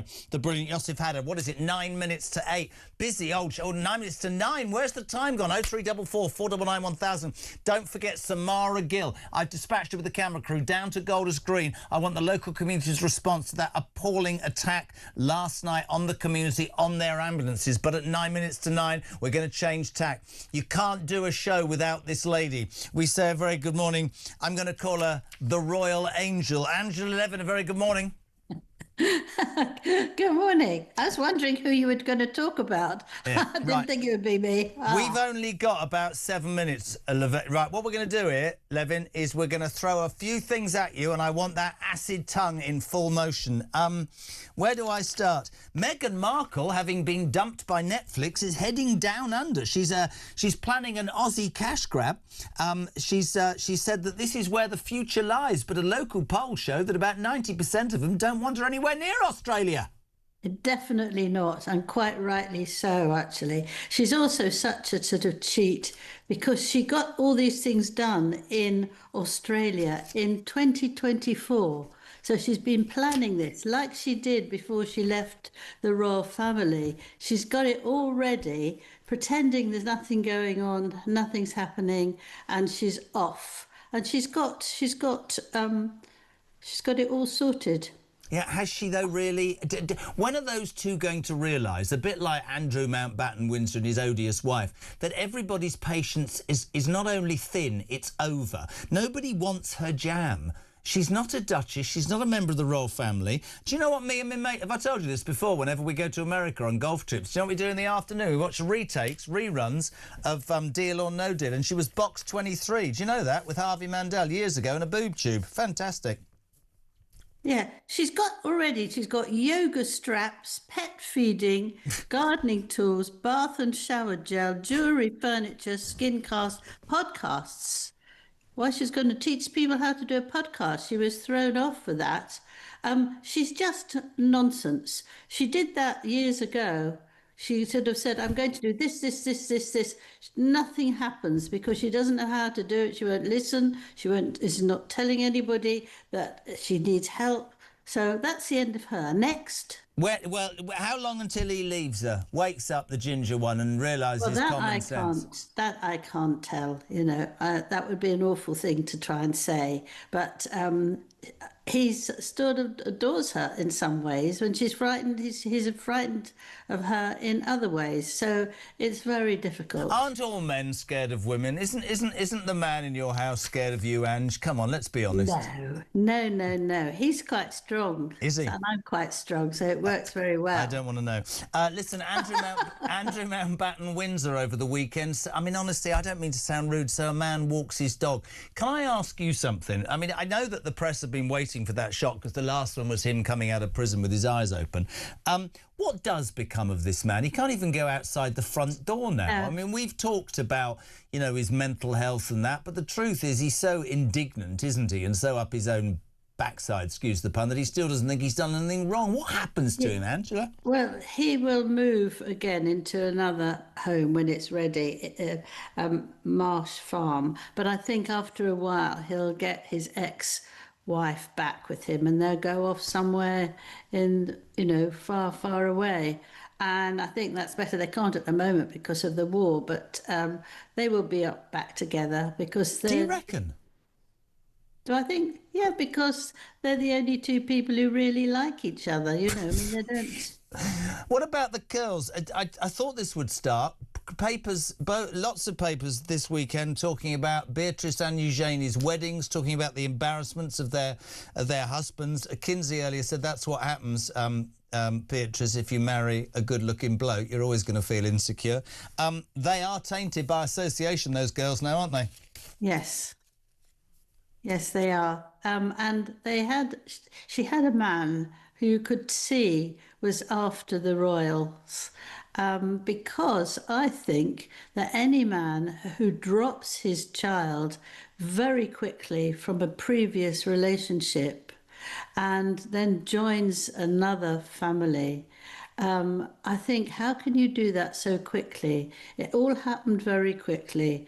And I think that his previous... This is Eduardo, isn't it, you're talking about? Yes. The previous girlfriend also was very kind and let it happen. But I think that he obviously saw he was on a good thing and jumped on it. And that little boy had to go with them. I'm slightly worried about your choice of phrase. In his marriage, he saw a good thing and jumped on it. Finally, Prince William, we love you, Angela Levin. This is quite interesting for me. We've only got a minute. He sparks controversy this weekend after admitting he has a quiet faith. Good for him, being honest. What's wrong with that? I think it's terrific, and I think that it's done. I think it's changed him because of Catherine, and I think that he's found her. He's delighted, and he's cared for her, and she has got well. At the moment, she's fine, and I think that has changed him. He feels more about God, and I think that it's a very good thing. And I also think that he's doing this because he is the heir of the throne, and King Charles is very much religious, even if you don't like what he's keen on, but he wants to let people know that he will be an honourable person. What I don't understand is that they're friendly with Dame Sarah Muttley, who actually is the one who said you can stop a child being born up to the... I would only say this very quickly. What I like about him saying a quiet faith is he's not all shouting from the rooftops. I think you're right. She's Iron Kate. She and he are a formidable couple, and the sooner they accede to the throne, the better. We love having you on, oh wise one. Thank you so much indeed. The wonderful Angela Levin. It's almost 9 o'clock. We've got your calls coming up, 0344 499 1000, text on 87222. Bonnie June. This is Jay from Essex. The ambulance is manned for everyone, not just Jews, volunteers. This is like 1930s Germany. This is the sort of regime that Keir Starmer and his government are supporting. Jews first, Christians next. Something needs to be done now.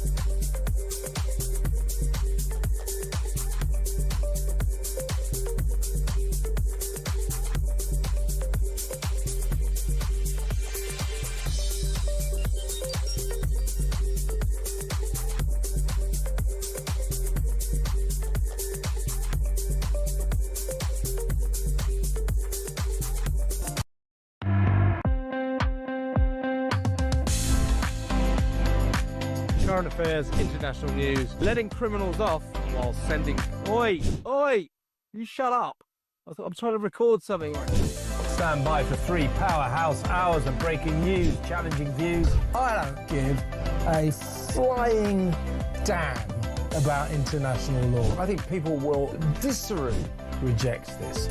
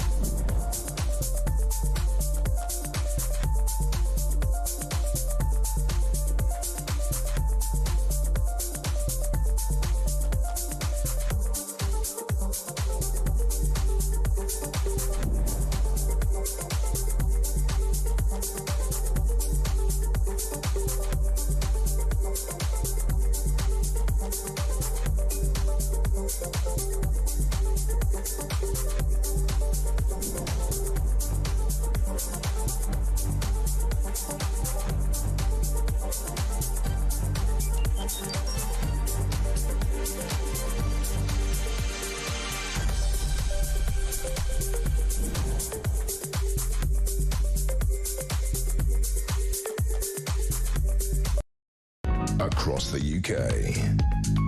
On DAB+, on YouTube, on your mobile, and on your side. This is Talk.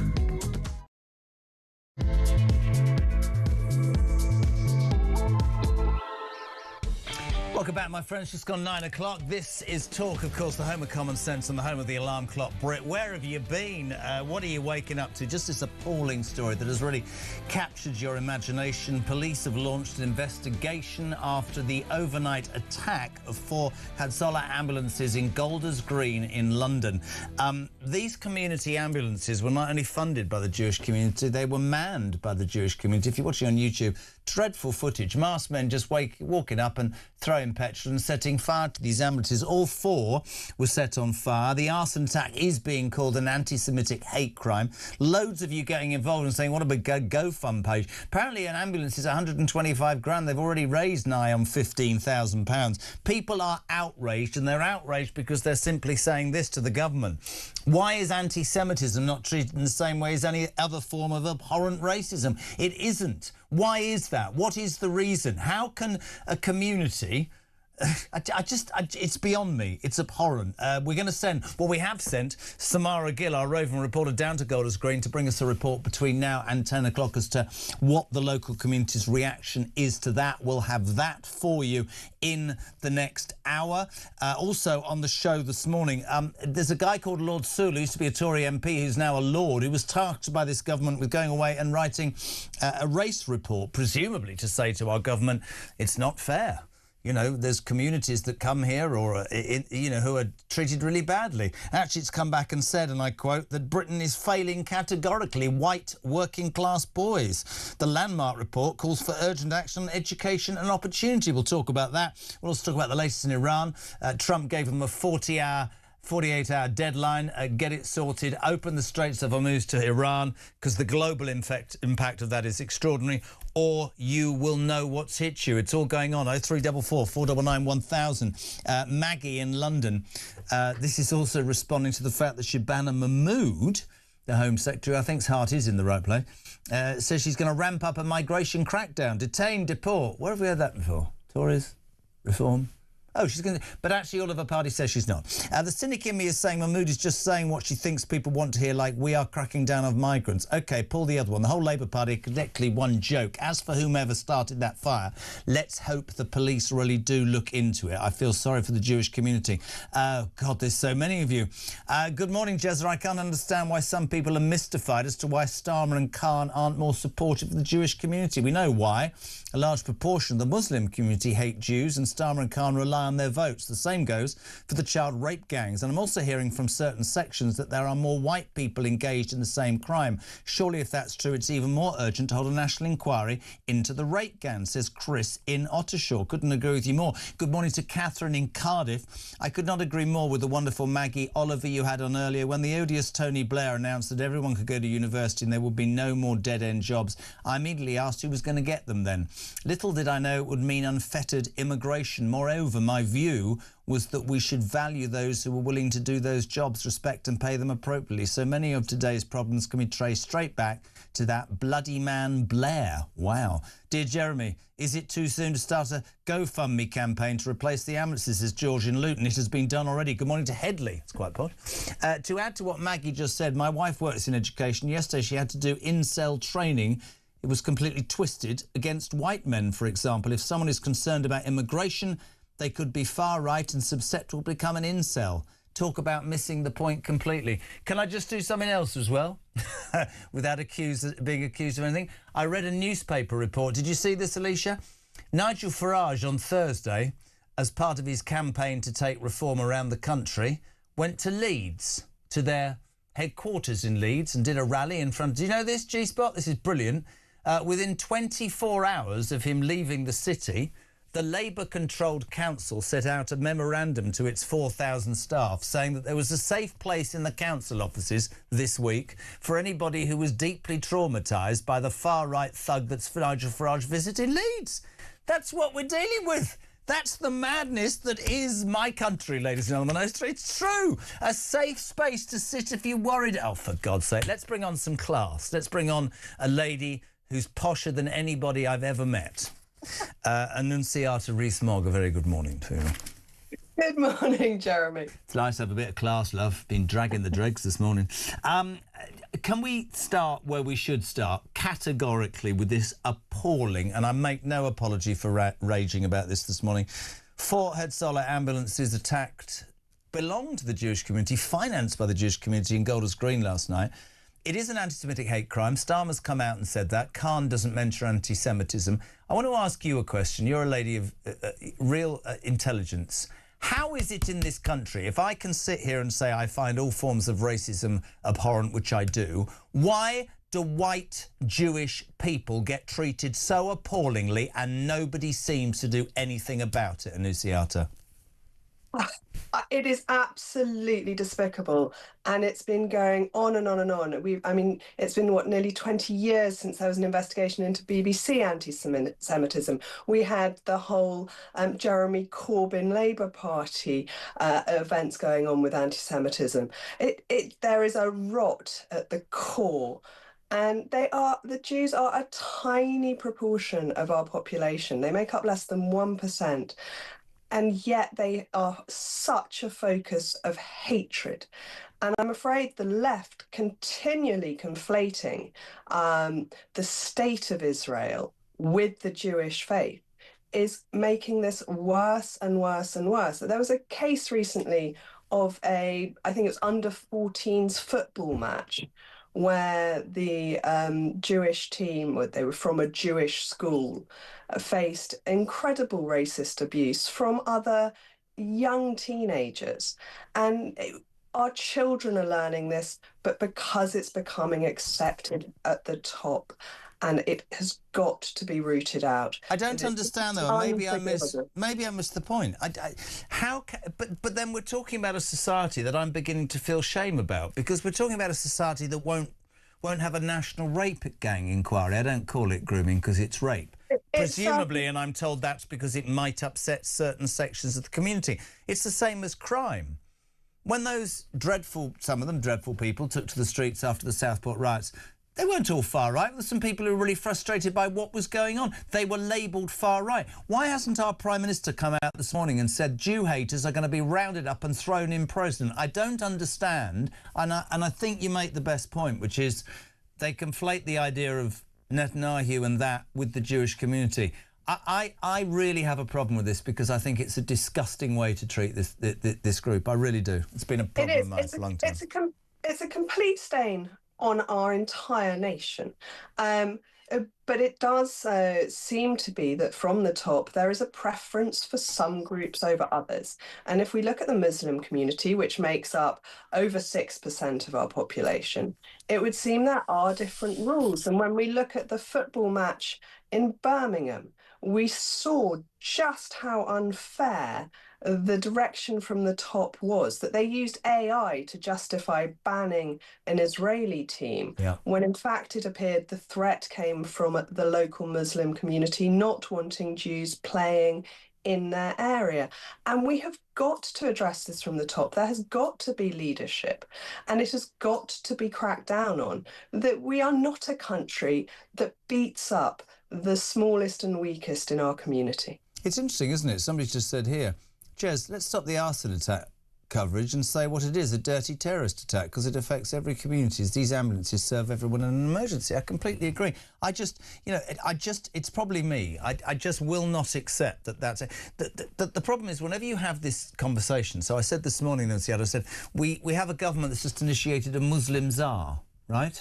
I don't want racism against Muslims, but I don't want racism against Jews. So why isn't there an anti-Semitic czar in this government? It's as if, and we know that there are several very high-profile Labour candidates, MPs, who will lose their seats. I mean, don't get me on what I think about politicians standing in a community, not even mentioning the community, but talking about Gaza. I'm sorry, that's not the whole point to me. You can have concerns, but you should be doing that. But if our politicians now in power are simply following a path to head off the Greens. I mean, there's another thing. I haven't spoken to you since then. Fair play. Hannah Spencer won Gorton and Denton fair and square, but I haven't mentioned... Have they mentioned trees or hugging a whale or anything? I haven't heard a Green candidate mention anything environmental now. It's Gaza and the Muslim vote, isn't it?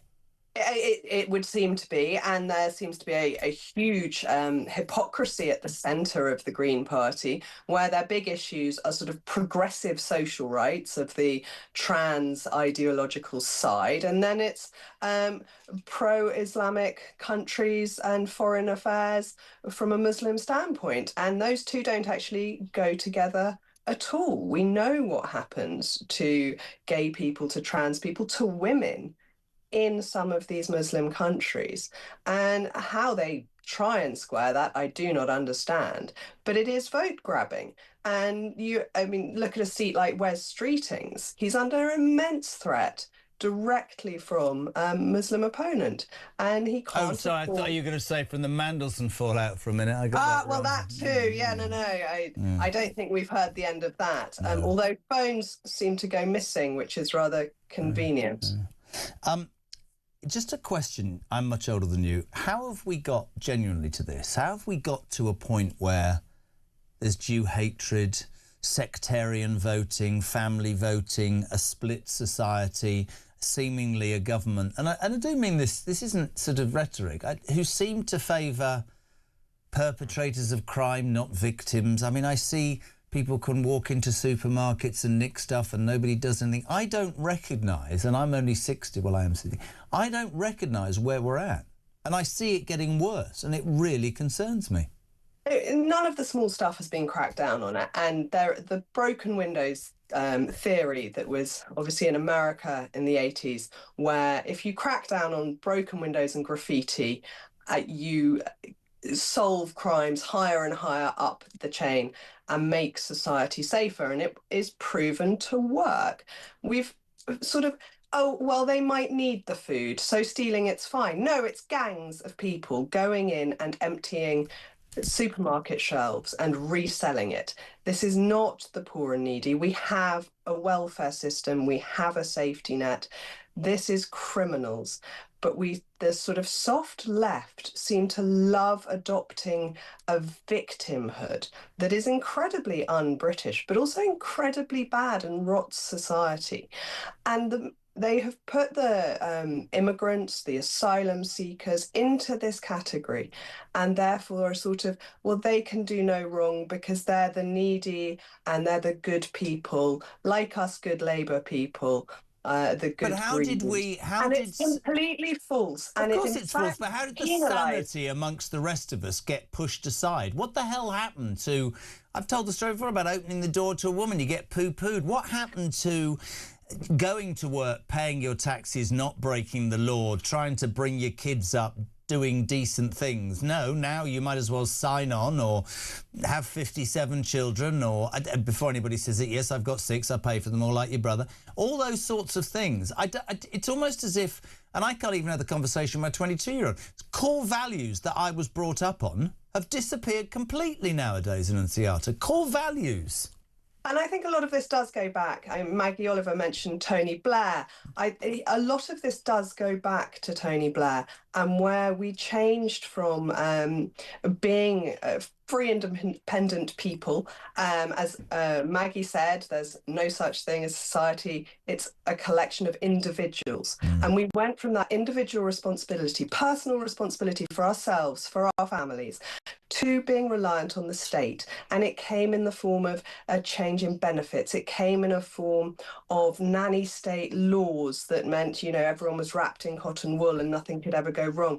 It was never your own fault. It came in the form of tax credits, where if wages weren't enough, the government picked up the slack rather than the market adjusting as it should have. It came in the form of shipping in immigrants to do jobs Brits didn't want to do. Didn't want to do. God. And it has become a societal issue that the state tells us what we can and can't do. The state picks up the slack when things go wrong, and nothing is our own fault. And therefore, when you are racist, when you are anti-Semitic, when you are stealing goods because it's helpful for the poor, as we saw in supermarkets in Manchester and other places last week, you are merely helping this cause. You are on the good side. And what we need to get back to each and every one of us having personal responsibility for ourselves, for our families, and to our communities. And we are, at the end of the day, all local in an area, and we have a responsibility to that. It should not all be the government telling us what we can do and saying they can put it right, when clearly, most of the time, they make it worse. You see, you and I would be old-fashioned. I remember Thatcher. You know, you want to aspire to buy your own house. You want to aspire to run your own business. We're not going to wipe your backside. It's not about state control. It's about living within a community and finding your own feet. Can I ask you very quickly, Nancy? I'm really grateful for you coming on today. Lord Sewell, do you know him? I don't know him. He deserves a shout-out of brilliance today, because Lord Sewell is now a Tory peer for people tuning in, and he was asked by Sir Keir Starmer to come up with a race report. Presumably Starmer thought Lord Sewell will come back and say, well, all these poor minorities and ethnic groups are treated appallingly in the world's territory. He's actually come back and said something that I think is really, really important in terms of the news cycle. He says that Britain today is failing white working-class boys, and he calls for urgent action on education and opportunity. And just for people tuning in, just so I can lay this out, you know, we've gone to a point, haven't we, where it seems that one doesn't get an interview or a job on ability or experience. Nowadays, it's box ticking and what's your language, what's your disability, where did you come from? I'm calling it out because it's absolutely true, and it's gone the other way. Of course, we shouldn't prioritise against people with those sort of things, but it's gone the other way, whereby seemingly, if you're white working class, you can't even get a leg up anymore. Positive discrimination absolutely destroys countries, and it also destroys the minorities or the sections of society it is meant to support. And we will see that feed through, that actually, as a female, I never wanted to be on an all-women shortlist to get into Parliament, because I want to know that I'm there on merit and merit alone. I do not want to be ticking some box. We've seen in the Labour Party some of their women who did get there through all-women shortlists probably wouldn't have made the cut if they had open competition. But it's the same for ethnic minorities. And we have now known for years that it is white working class boys whose outcomes are the worst. Their GCSE results, their chances of going to university, their chances of ending up unemployed, all of them come back worse than any other ethnic group or any other class group. And we should really address this, because it is a huge proportion of our population. We are totally failing, and there is no excuse for it, except for we do keep prioritising people in ways that are only related to what they look like rather than what they need. I couldn't agree more. I'm going to repeat this to you because you wouldn't have been around 2 hours ago. I told the story about a mate whose girlfriend's daughter's partner was, I mean, listen, 23, 24, semi-professional rugby player, got a first-class honours degree, I think, from Durham, wanted to work in finance, just a good-looking middle-class boy. Send off 200 applications over 12 months. Couldn't even get a response. And one of his friends, yeah, this is totally true, got him to change his pronouns and got him to put non-binary, and he got 4 job interviews in a month. That's absolute rubbish, man. And how does that work? How is that based on ability? That's where Trump was right. Shouldn't be on colour of skin or disability. It should be on ability, right? I've got a friend who works in one of the big accountancy firms and was told that as a middle-aged straight white man, he was not going to get promotion. And again, it's completely wrong to have these tick boxes. Yeah. It's bad for how things are run. It's bad for those banks who don't take the best people. It's bad for that firm that doesn't promote the best people, but it's fundamentally bad for the country, because this is all led by our civil service, who have more tick boxes than anyone else. We love having you on the show. Thank you. And I love the Mummy's Day card behind. It's very well drawn. It's very lovely. Annunciata Rees-Mogg, head, popular conservatism. Thank you very much indeed. What a lovely lady she is. 9:21. We're going to get Trevor Kavanagh just to tick 0344 499 1000. Jez, although Hatzalah ambulances are funded by the Jewish community, they're not just for Jewish people. Cliff, we know this. It's brilliant. They're volunteered by the Jewish community and they're the whole community. Jez, if Mr Starmer and Mr Khan are genuinely concerned about the Jewish community after those attacks in Golders Green, they should be actually going there to talk to the people in public, show their support rather than the usual platitudes they put out on X, which everyone knows are meaningless. I can't believe the anti-Semitism is allowed. It's turning into Nazi Germany. Keep up the good work, Caroline. Can I say Samara Gill, our roving reporter, is on her way down to Golders Green to get a reaction to that breaking news story that's dominated this morning's show. Overnight, 4 Hatzalah ambulances, which are locally funded community ambulances, which really do a great job and for everybody, were set fire to. The police are calling it an anti-Semitic hate crime. There's video footage that's just chilling. 3 or 4 masked men walking up towards an ambulance, parked for the night, set fire to it. That's great for the community. And not a sign of our Prime Minister calling it sort of racist or fascist or sending the military in like he did in Southport. Anyway, Trevor Kavanagh will be next. Don't go anywhere. Coming right back. Good morning. Who am I saying good morning to now? Morning, Kelvin. Good morning, Jeremy. On these ambulance attacks, when they find these men that have set fire to these ambulances, I only hope that they have to pay for each ambulance they've destroyed out of their own pockets. That'll teach them a lesson, good and proper. So that's what they should do with them. Even if they have to go into debt, I don't care how much debt they go into, they shouldn't have set fire to them. So that's what should happen. They should be made pay the full cost of each one of them ambulances out of their own pockets. I bet you when you start doing that, crime in this country will drop dramatically, honestly. Starmer, he's Captain Chaos. He hasn't got a clue about anything. And if I was his wife, I'd strangle him in his sleep. Bye.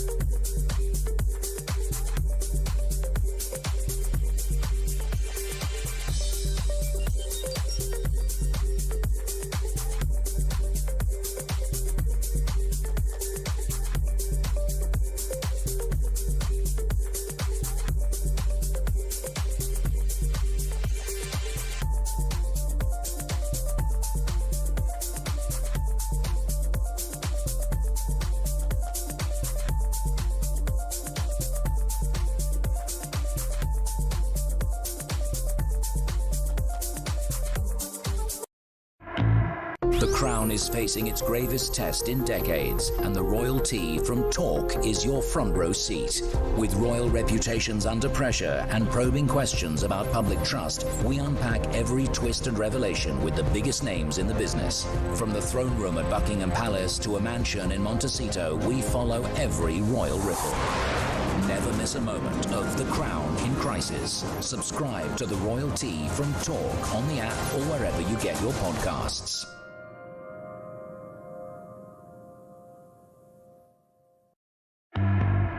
Across the UK, on DAB+,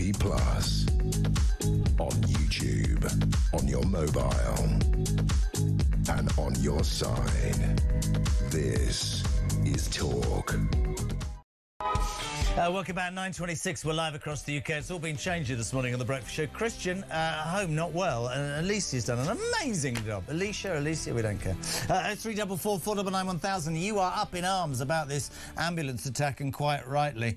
Tony Marchwood. Is it Tony in Marchwood or Tony Marchwood? I've no idea. He says, you know that story you were telling? This is true. Because Nigel Farage went to Leeds on a campaign rally on Thursday, the council, which is Labour run, sent an email to its 4,000 staff saying, if you feel traumatised by this right-wing man. There's a safe space at the council building. We're going to provide therapy for you for the next few days. Tony says, the safe space for the councillors in Leeds is being paid for by the council taxpayers. Well worth the council tax rise, isn't it? Not.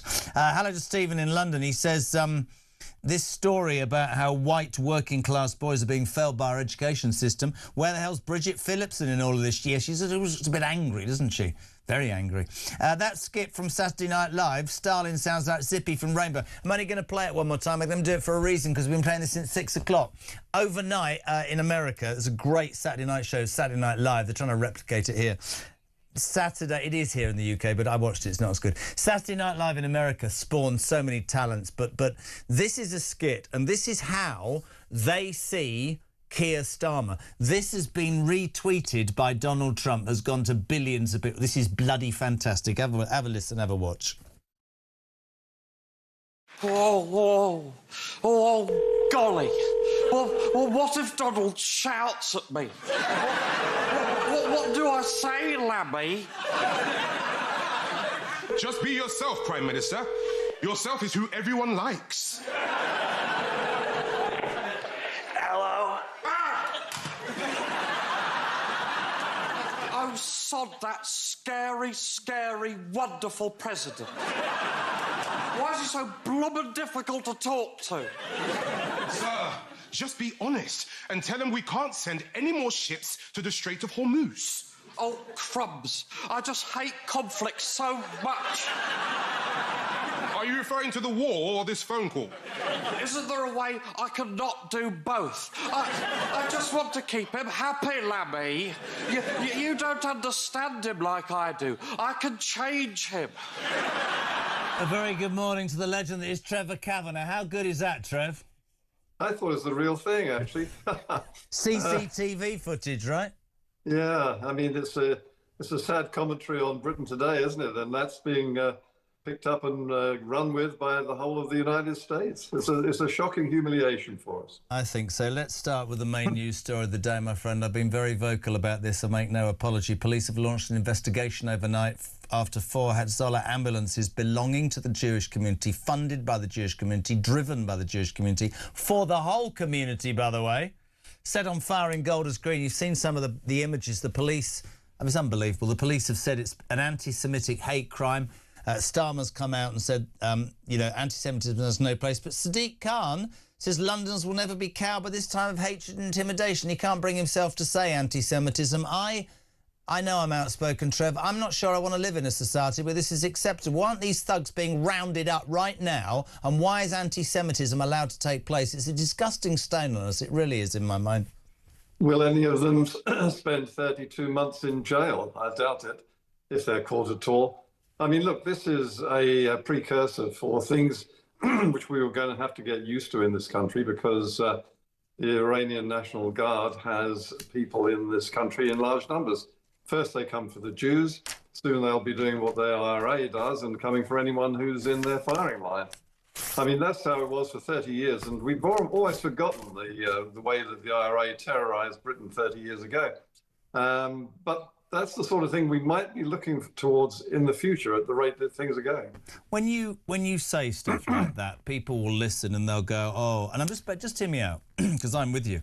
They'll say, yeah, that's outrageous. You're just fanning the flames. You're just trying to build this, that and the other. But the truth of the matter is, to anybody with a brain cell, we seem to now live in a society where, for whatever reason, our political government, our leaders right now are currying favour with a certain demographic, a certain section of society. Is it out of political survival? Possibly.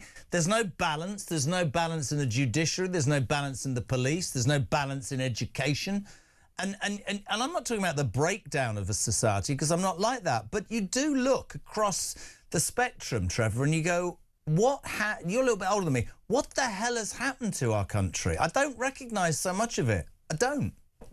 No, and it all comes down from our introduction of human rights, which have become sacred rights rather than responsibilities. So we have the terrible imposition of DIE, which is what I call it, rather than DEI, and what we should have is the death of DIE, because it is corrupting everything from the armed forces to the judiciary to our universities, to our education system, and indeed to our policing. So the imposition of quotas, which is basically what it is, ticking boxes, as Annunciata Rees-Mogg just said, that's affecting everybody in this country who is not of an immigrant background.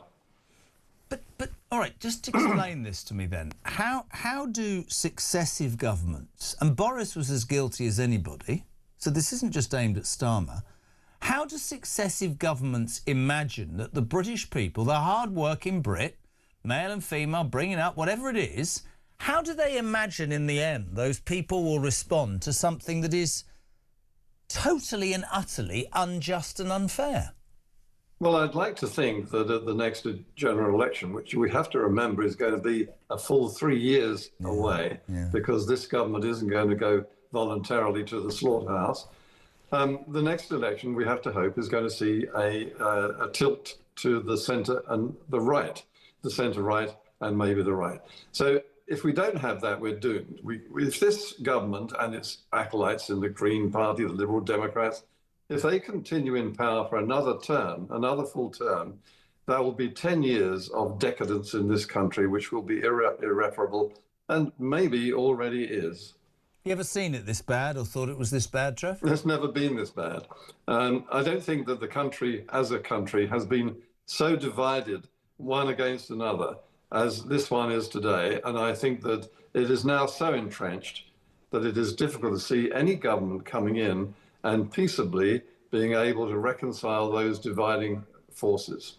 It's very interesting when you say peaceably. I asked a reform, I think it was Richard Tice the other day.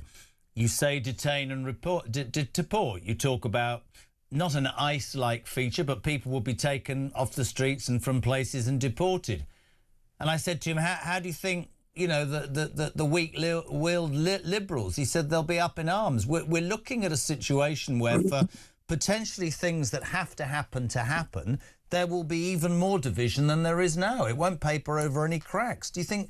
Do you think enough people want that, or do you think we're in a sort of vacuum right now?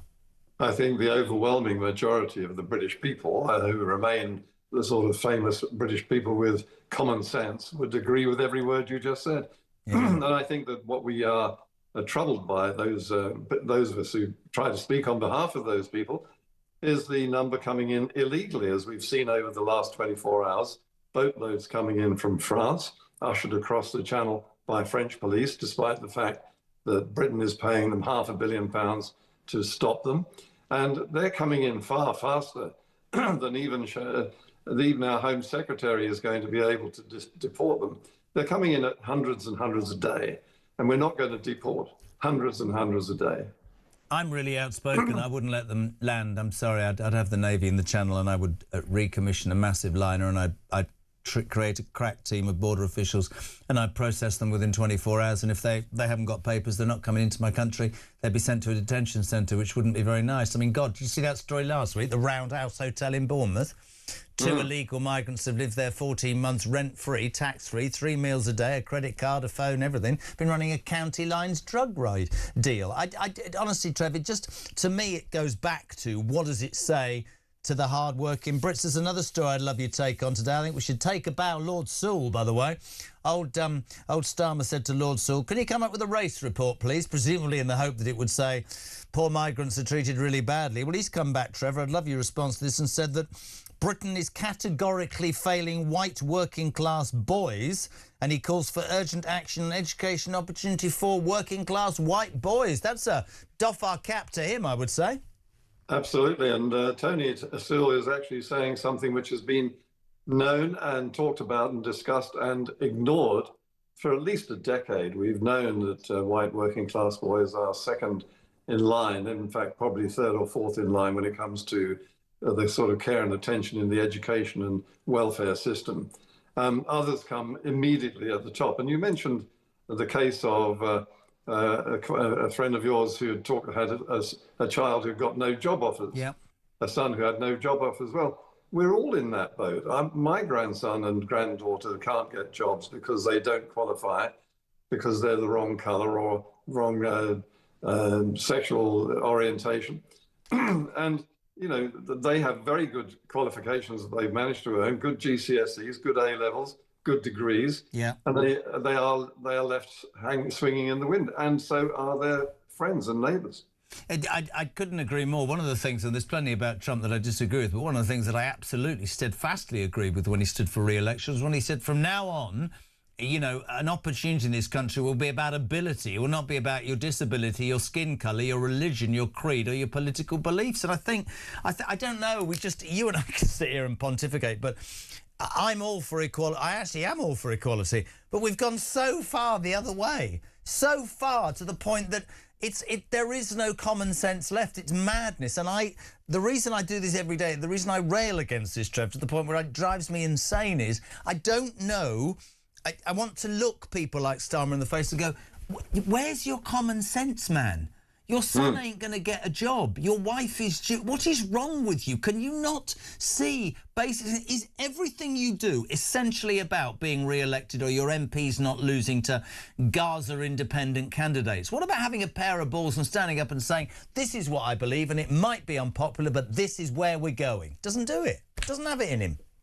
No, and I think that we are about to pay the huge final bill for this lunacy, really, because our armed forces are, of all branches of our national life, the armed forces should be free and trained to actually fight for this country.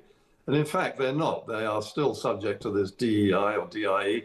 They have to make allowances for people who they must have to promote people who are not up to the job. They have to give way to people who are the wrong gender for the sort of SAS type activities, the hard graft of getting in on your bellies with guns and trying to infiltrate armed positions. These are the sort of things we will be needing, I suspect, in the next few years and maybe sooner as the world becomes more and more unstable. And we have bound our hands behind our backs right across the spectrum, education-wise, military-wise, legal system-wise. We cannot take the steps now that we need to take in order to protect this country. Can anybody, I'm not talking about individuals, is it too late the next election for somebody to come in and with the will to turn this round? No, it's not too late, but it is very late. I mean, look, as I say, it's not yet July, and that means 3 years on from then, we still have a Labour government with a large majority, and nothing can dislodge them. So there's a lot of ruin left in this country for them to perpetrate on us. So 3 years down the road, it's going to get a lot worse because Starmer's no good and nobody who's going to take his place is going to make it any better. I'm hoping that the banks call time like they did on Trust. Trevor, it's always an absolute pleasure. Former political editor of The Sun, Trevor Kavanagh, thank you so much indeed, my friend. 20 minutes to 10, we're live across the United Kingdom. Big news story of the day, of course, appalling attack overnight on the Hezbollah ambulances. I've been to Hatzolah.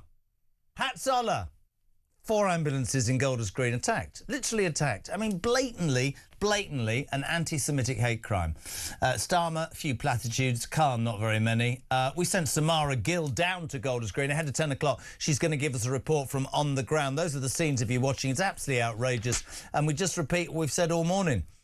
Why is anti-Semitism not on the same plane as other forms of racism? Utterly disgusting. Stephen Millings in Belfast, or Fast. The Jewish community don't want Starmer's bloody thoughts. They want his action, the weak, lily-livered moron. Brilliant. Stephen's another one. In London, he says, if I were part of the Jewish community in North London, I wouldn't want Starmer on Mahmood there. Hollow, trite words, platitudes and Labour speak. I'll cope with it myself, thank you. Samantha's in London. Morning, Chair. Starmer's not going to prioritise those Jewish ambulance attacks. Swift justice is out of the window when it comes to the left attacking Jews. Starmer will probably send Lammy again with a crime number and a no further action note. God, Natasha, it's not just white working class boys. All white boys are discriminated against. I know some mega bright, highly educated young men who were great athletes as well. None of them got places at uni. We all know why. In our country, we put our own at the bottom of the pile. Utter madness. It's beginning to look wicked. My God, it's going on. Yes, good.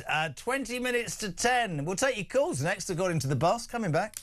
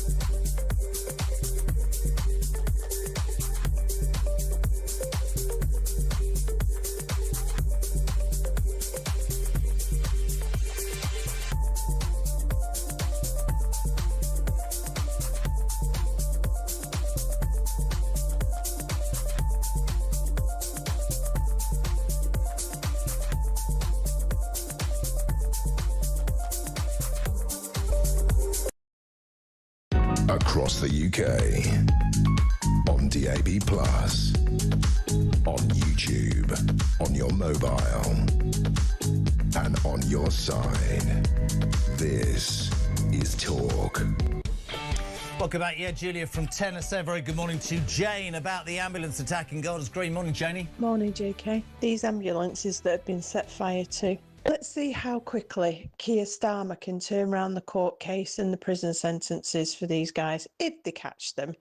Like the Southport riots. They were in court, prison, before you knew what was going on. So let's see how fast they do it when the shoe's on the other foot. Couldn't agree more. Morning, Tim. No, yeah, Jez. The ambulance is being torched is turning into something to me that's a bit similar to what the IRA did in the 80s. But who is it, I wonder? Ruben. As this country becomes more like the 1930s Germany, any idea when this government will require me to start wearing a Jewish badge? Yeah, I'm so sorry, it does my head in. Michael says the Met police chiefs will probably solve the arson attacks on Jewish ambulances by banning them from the streets. Problem solved, says Michael. Let's go to Leeds. Craig, you're on Talk Breakfast. Good morning. Good morning. Can I just ask, you're in Leeds. Are you traumatised? I'm very traumatised, but luckily I've lived in 9 countries in 26 years. No, you're getting ahead of me. Craig, no, you're getting ahead of me. There's a story today which just about, in my humble opinion, sums up what's wrong with this damn country. Leeds Council, on the back of Nigel Farage coming on Thursday for an hour... I need to tell people this because it almost made me fall off my chair, sent a memorandum out to staff on Friday saying that there will be a safe place at the council offices for the next week in case anybody's traumatised because that far-right man came to Leeds, and if you're traumatised, we'll get you therapy. What the bloody hell's the world come to, Craigie? It's absolutely crazy. But let's call it for what it is. It's all for votes at the end of the day. But I've been dealing quite a lot with the church at the moment. And this, they've released 78 million to protect against religious churches, synagogues, mosques, and the English church, the British church, get less than 5 million. Muslims get 40 million, and there's 27 million go to the Jewish community. Now, there's been 125 arson attacks on churches in the last year. There's been 50 to 60 attacks for the last 3 years on UK churches, and none of it is being reported upon.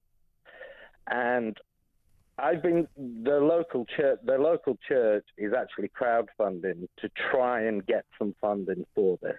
It's absolutely insanity. But for some reason, we can't go out there and provide funding and security for our own churches. It's our own culture that is being decimated at the moment. What do you say? I mean, I wanted to put that call out there. I'm delighted to do so. What do you say to people who would listen to this and listen to you and go, "Oh, that's outrageously racist. That's far right. That's unfair"? What would you say? It's facts. When you look at the facts, there was 125 last year. There's been 50 attacks for the last 3 years. There's been 3,227 attacks that don't go down as arson attacks against the church, but none of this is reported. Completely agree. There has been attacks on some mosques. There has been a lot of attacks on Jewish and synagogues, and if you were to reverse those numbers of the UK Christian church to mosques, where on earth would we be? Got to go. Thank you very much indeed. Very good, salient points. I think Pete has it right. He says, I'm pretty bloody traumatised by every action of this Labour government. I'd like to know where the safe space is for all of us to sit and have a conversation about it. It's right here, love. Have we got that voice note? You've taken that away. Do you not want me to? We're not playing. Oh, God. Oh. Right. We promised you we're going to get an ad break. Then we're going live to Golders Green, where those 4 ambulances were torched by that anti-Semitic mob overnight. Samara Gill. It's only taken her 4 days to get there. She's next on Talk.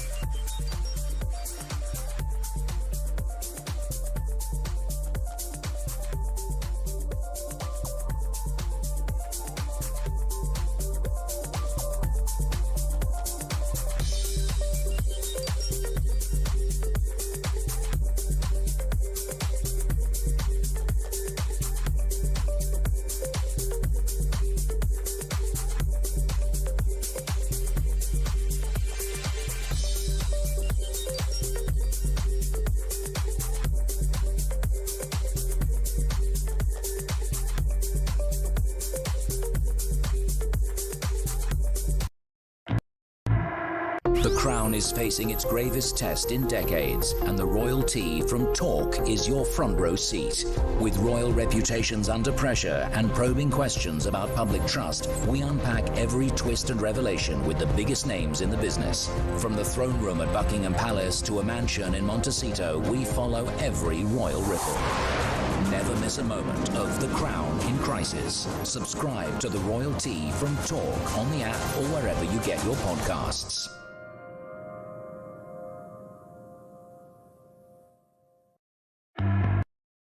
Across the UK, on DAB+, on YouTube, on your mobile, and on your side.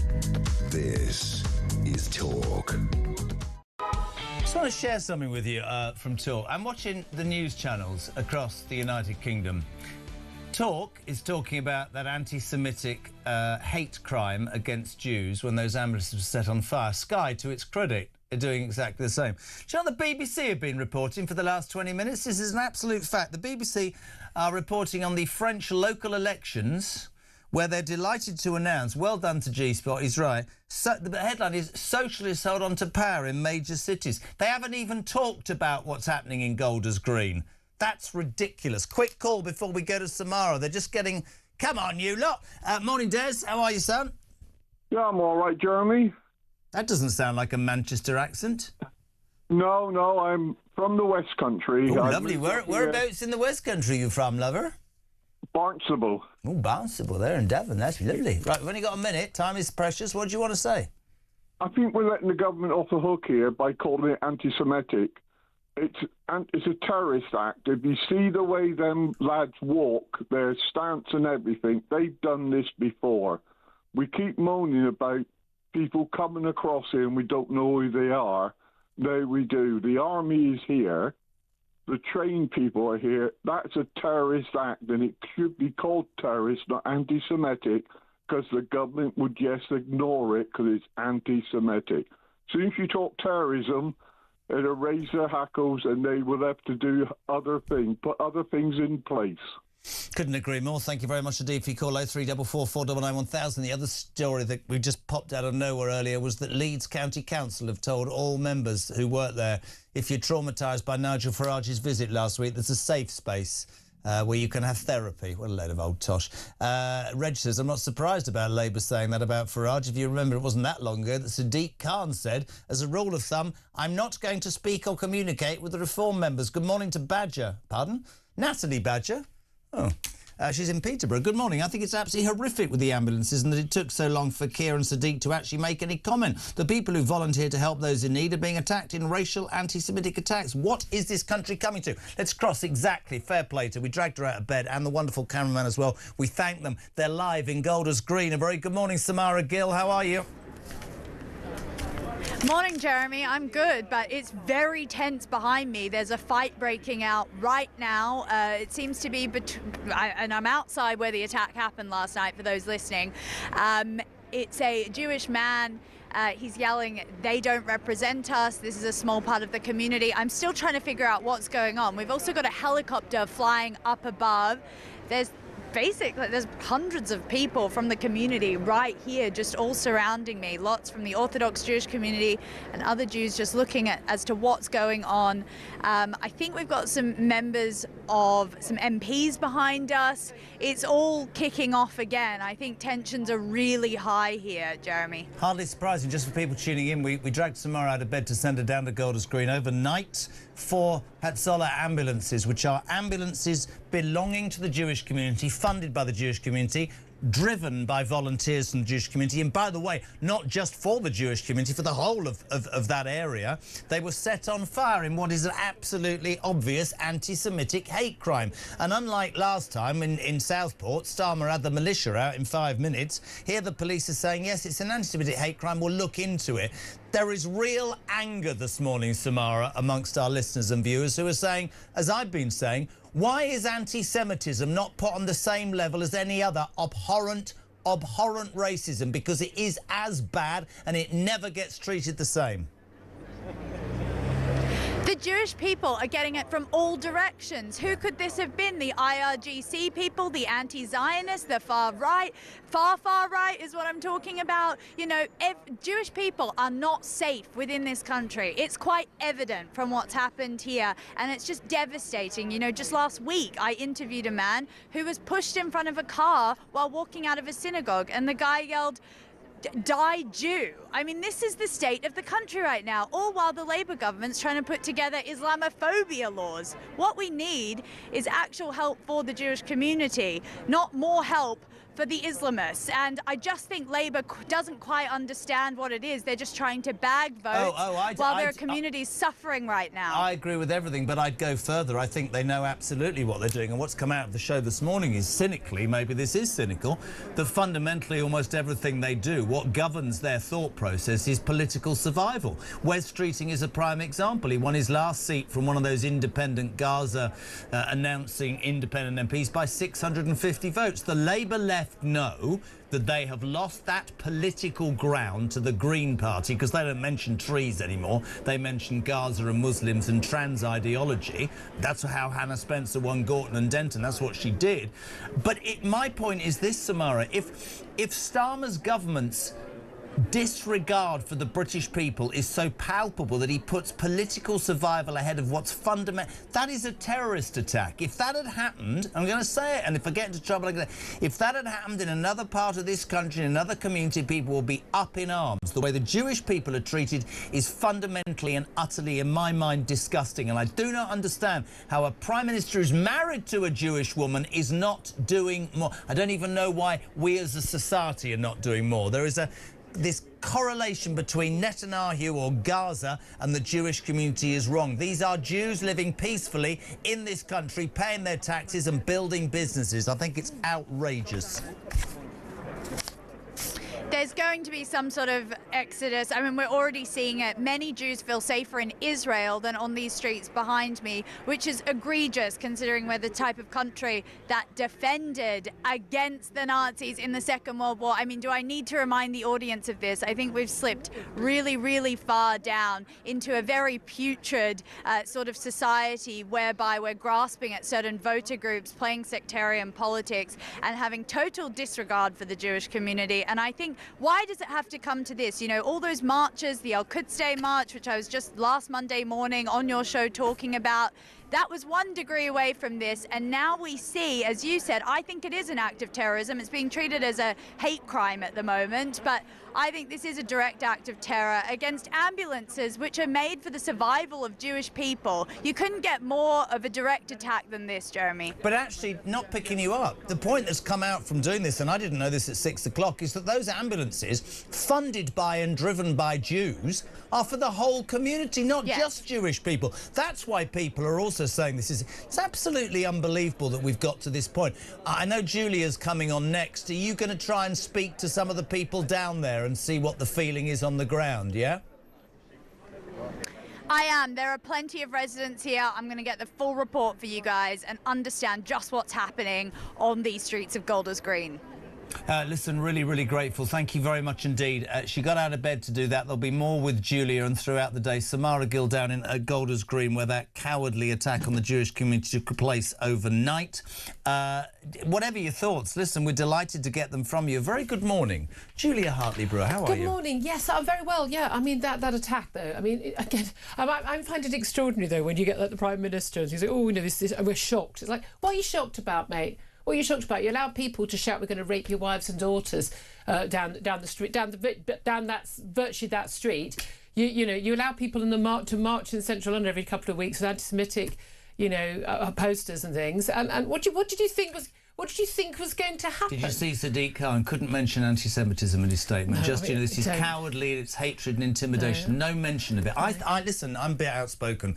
All racism is abhorrent, but quite how the Jews have such a bad deal is beyond me. I think it is just extraordinary. Well, we're also going to be talking about that. We're going to be talking about the Trump ultimatum to Iran, you name it. I mean, it's all coming up. Starmer cover up over that Chagos Island missile. I mean, didn't That's not going to happen, that deal, though, now, is it? Never in a million years. Fingers crossed, Dave. Labour meeting this afternoon about the energy issue, because again, people always think these things are happening over there to other people, but but then there could be an Iran-backed group who responsible for the arson attack in Golders Green in North London. But also, we are going to see our oil prices go up, our petrol prices go up, our food prices go up, heating your home, you name it. We are going to be in a pretty bad state in a few